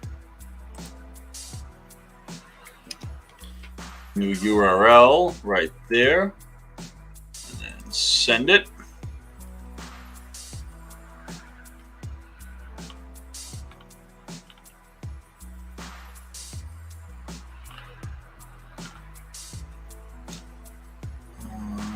Function.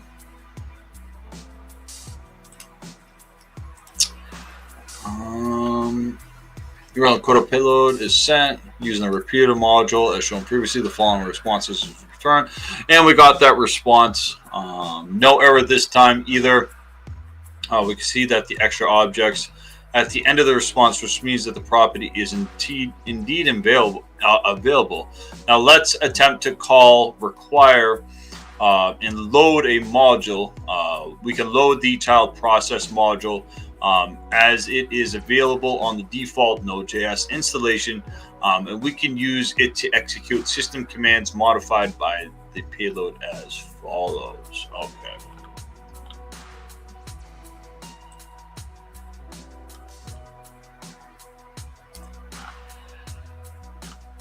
I don't know why I copied all that.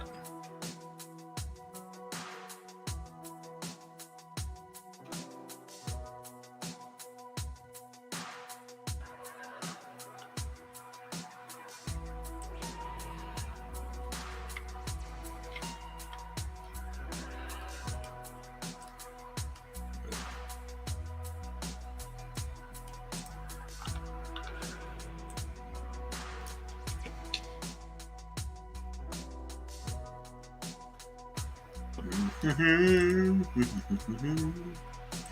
clean this up real quick.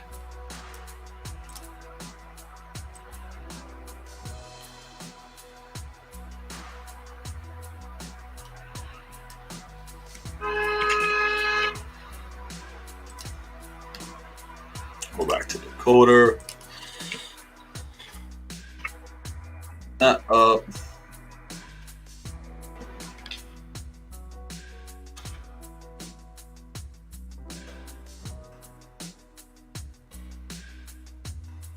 That, go back to repeater, inject our new payload, and send that over.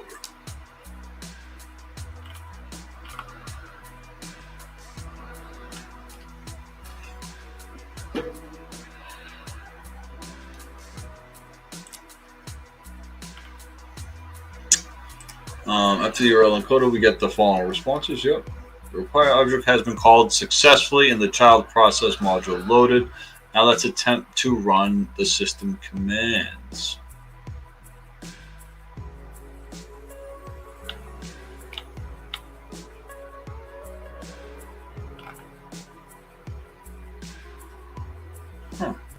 This is pretty cool.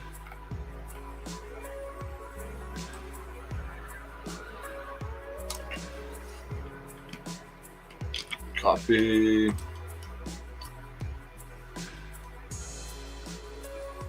going to delete this all again.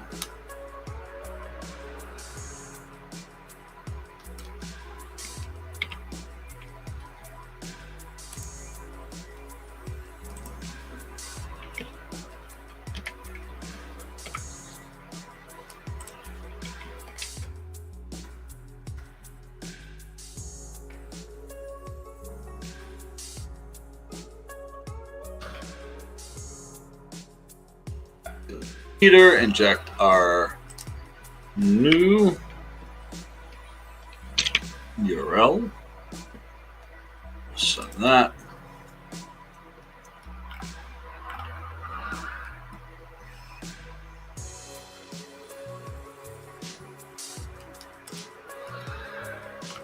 All right.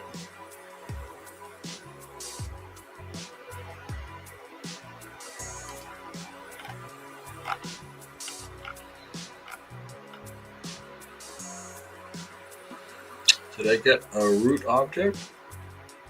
I did not.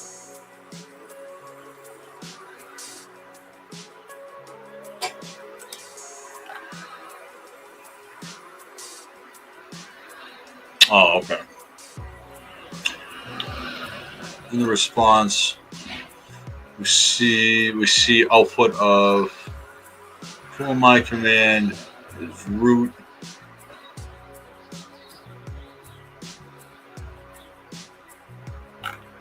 Oh, this is because I didn't run. There's something I didn't run earlier.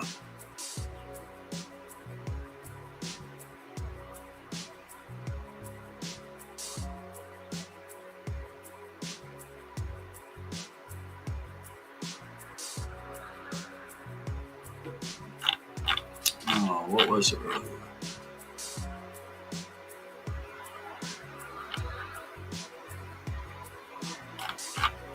Oh, I see. What it's just saying. But I didn't get the...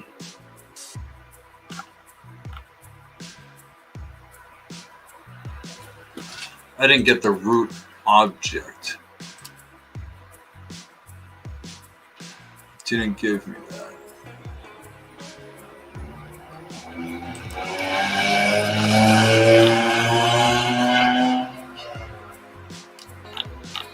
I did run the who am I, right?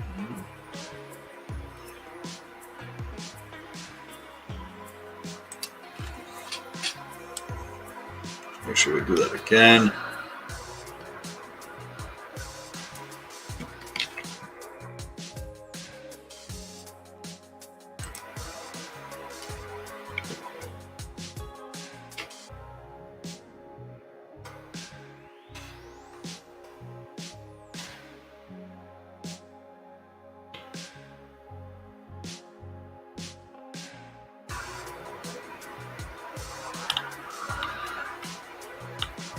And the whole my process object in there.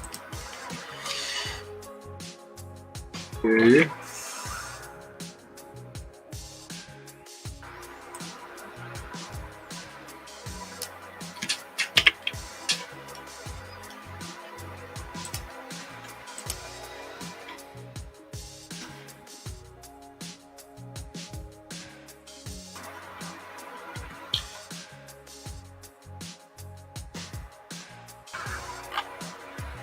Yeah, I'm not getting the native. I'm not getting the root object on that.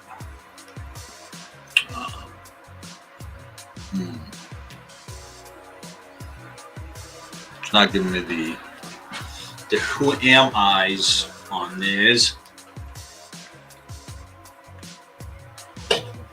Not the end of the world.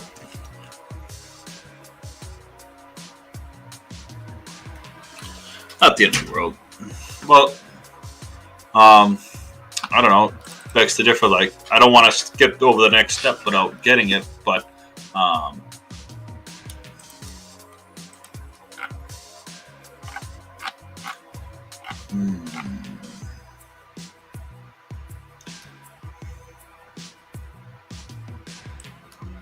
let's take a look at this.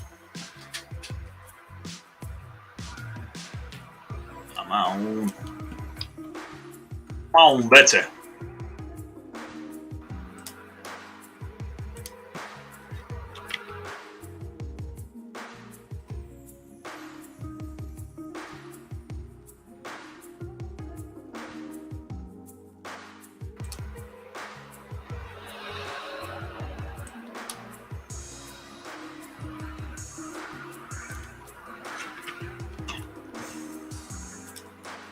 Alright, copy this now.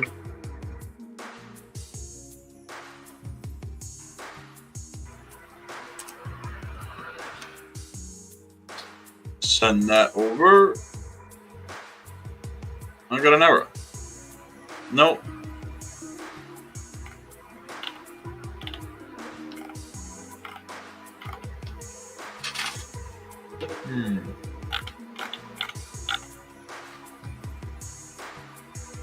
No, it's not an error. It is expecting inverse chain. Checking 39 inverse chain. End of file.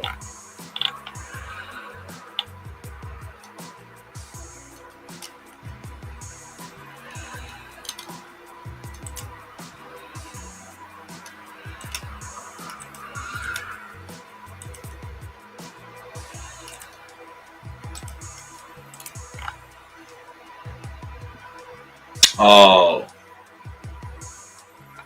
that's why. I didn't get it all.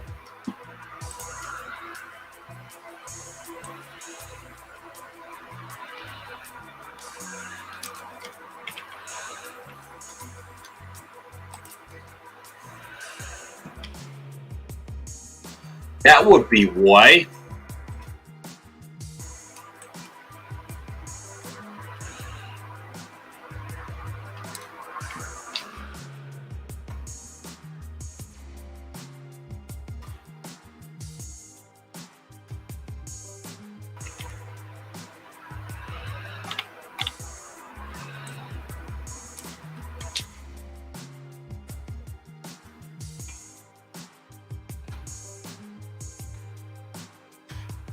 Now let's do that.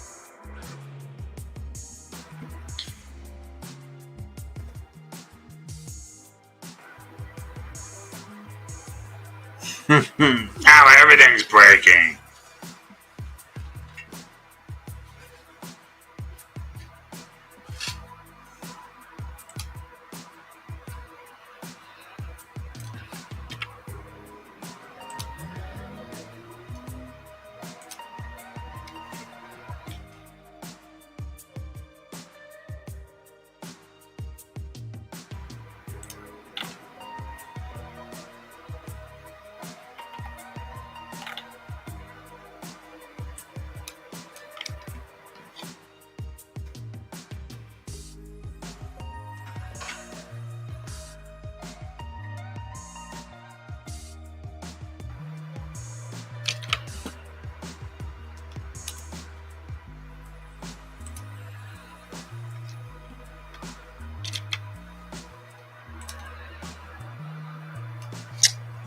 Why is this not working now?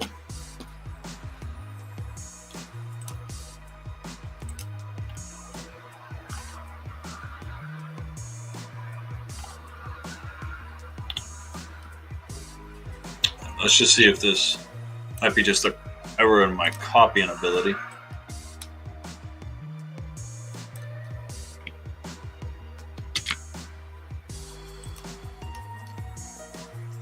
So what that was trying to show, let me just see if this shows. I'm just broken it now.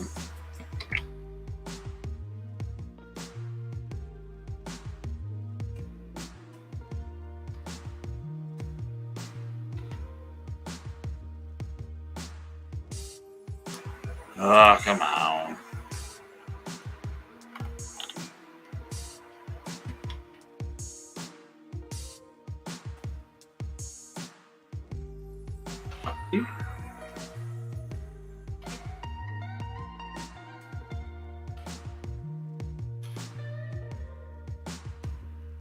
Let's try this again. on this one. Hopefully it works. See, now it's broken now. What did I break?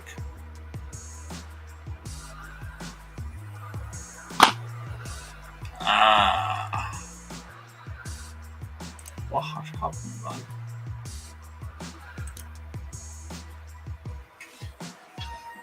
So it broke on the last.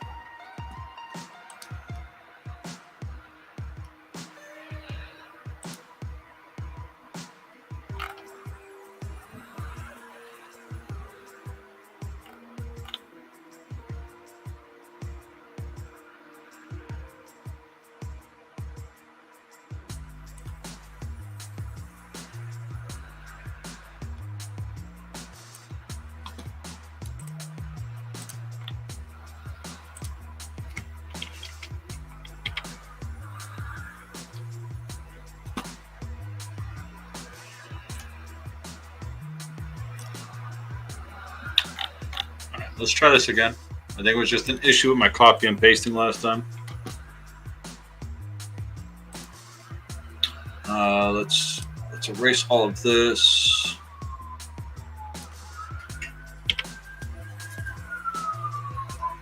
Send a clean response real quick to make sure everything's not broken.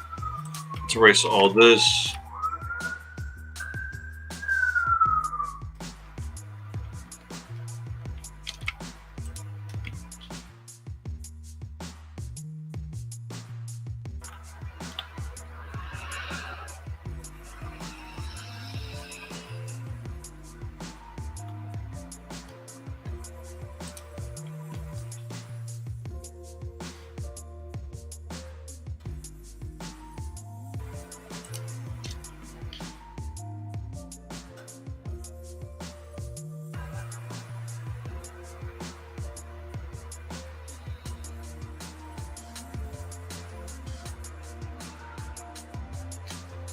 Wait, alright, so I got it's working, it's just not.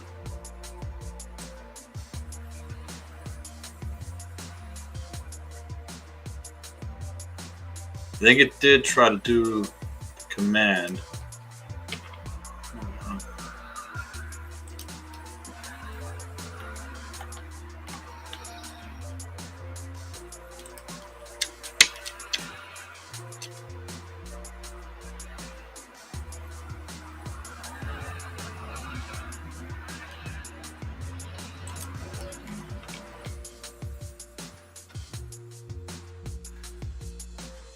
Try this again.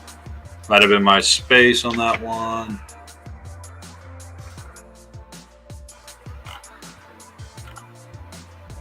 Okay. So it was my space on that one. A little bit of my copy and pasting. All right. So what we got back,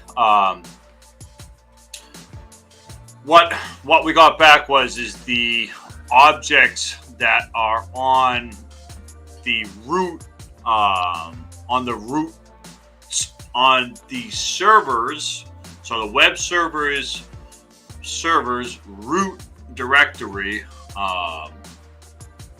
they have the back end, they have the flags, the flag text, which we're going to be, that's obviously what we need, and then another file called snap right there, or a program or whatever, another directory most likely there. Okay, so now that we have that, now we can go after the flag. Now we can just clean this up in our response field. Go to our decoder here, and if we say cat.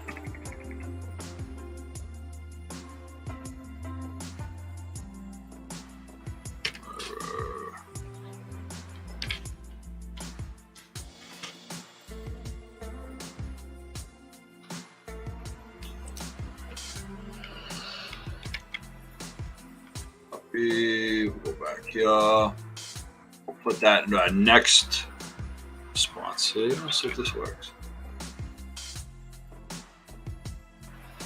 All right, and then we get back our. So what that was doing when we were taking advantage of the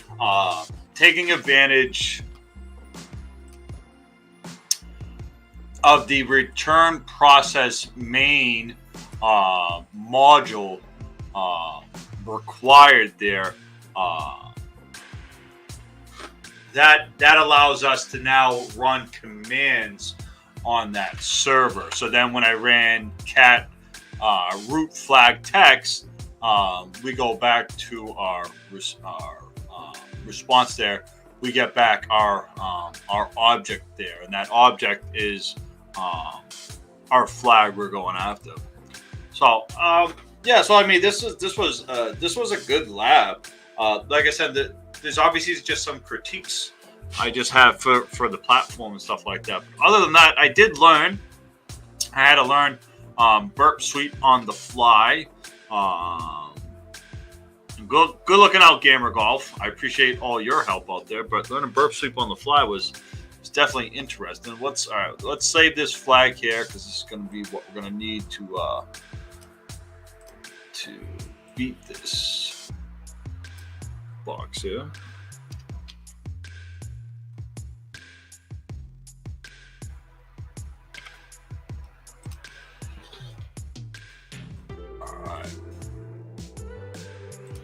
Hack the box. I got a couple of them already done. What is the name of the burp sweep tab used to encode? So that's decoder. Right, it's decoder, right?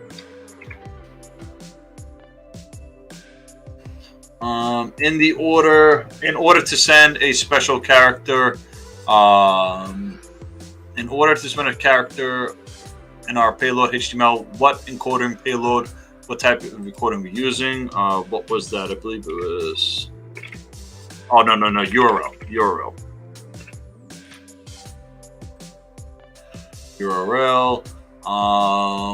When we use a payload from Hatch to try to run sys commands, we get the error back, which is not defined in the error response. It is required.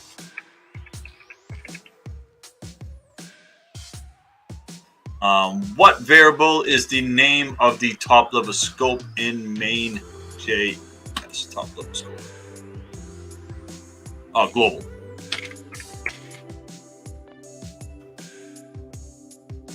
By exploiting this vulnerability, we get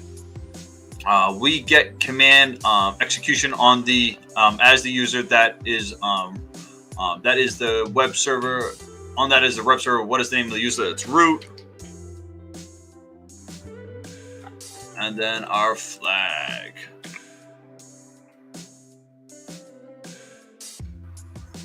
Boom, baby! Woo, woo! That was good. That was a fun box.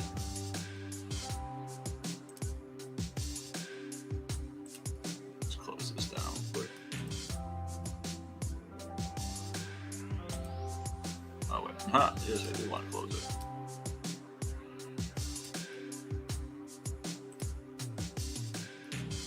it. Is this down? Yeah, so that was a pretty good. That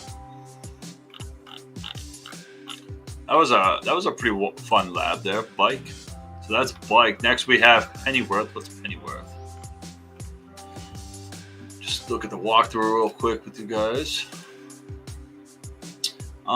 Introduction. So in the cybersecurity industry, there are ways to identify, define, and catalog publicly disclosed vulnerabilities. The type of identification called CVE, which stands for Common Vulnerabilities and Exposure.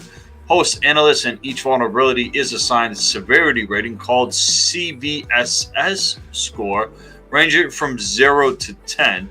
Where 0 is considered informational and 10 as critical. These scores are dependent on several factors, some of which being a CIA triad Man, I can talk tonight. Confidentiality, integrity, and availability. And that's something that I was learning and talking about in my cyber classes that I just had recently. Congrats, bud. Had to step away for a bit. Little golfer with little golfer. Ooh, he's so cute. Unexpectedly, but back just in time for the fireworks. Woo woo! Yeah, we did it, man. Good looking out again. Good look on your help game, golf. I appreciate that. Yeah. So there's our next lab. Looks like we're going to be getting into what is it saying it is? Some Java and some weak passwords here. All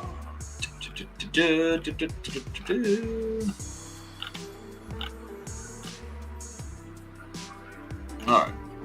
So that's gonna be the next lab, guys. Join me then. But for now, guys, I'm gonna step away for a little bit. I'm gonna get dinner started. We all have to eat dinner for the little ones, and just like you, Gamer Golf, gonna step away for a little bit, and can get some dinner in everybody's belly. But like I've been saying, make sure you guys like, share, and subscribe. And follow me on all my other social media links. Again, I would love for you to see more subscribers and more followers on some of my social media accounts. Sounds good. Have a great you too, Gamer Golf, man. I appreciate you always stopping by. Until then, guys, you guys have a great night, and I'll talk to you guys soon. Until the next stream. I haven't made up a schedule yet, but when I do, I'll make sure I inform everybody about schedule. That'll be coming soon. And these are kind of sporadic right now, but you guys have a great night. Thank you very much, and I will be seeing you all soon. See you later, everybody.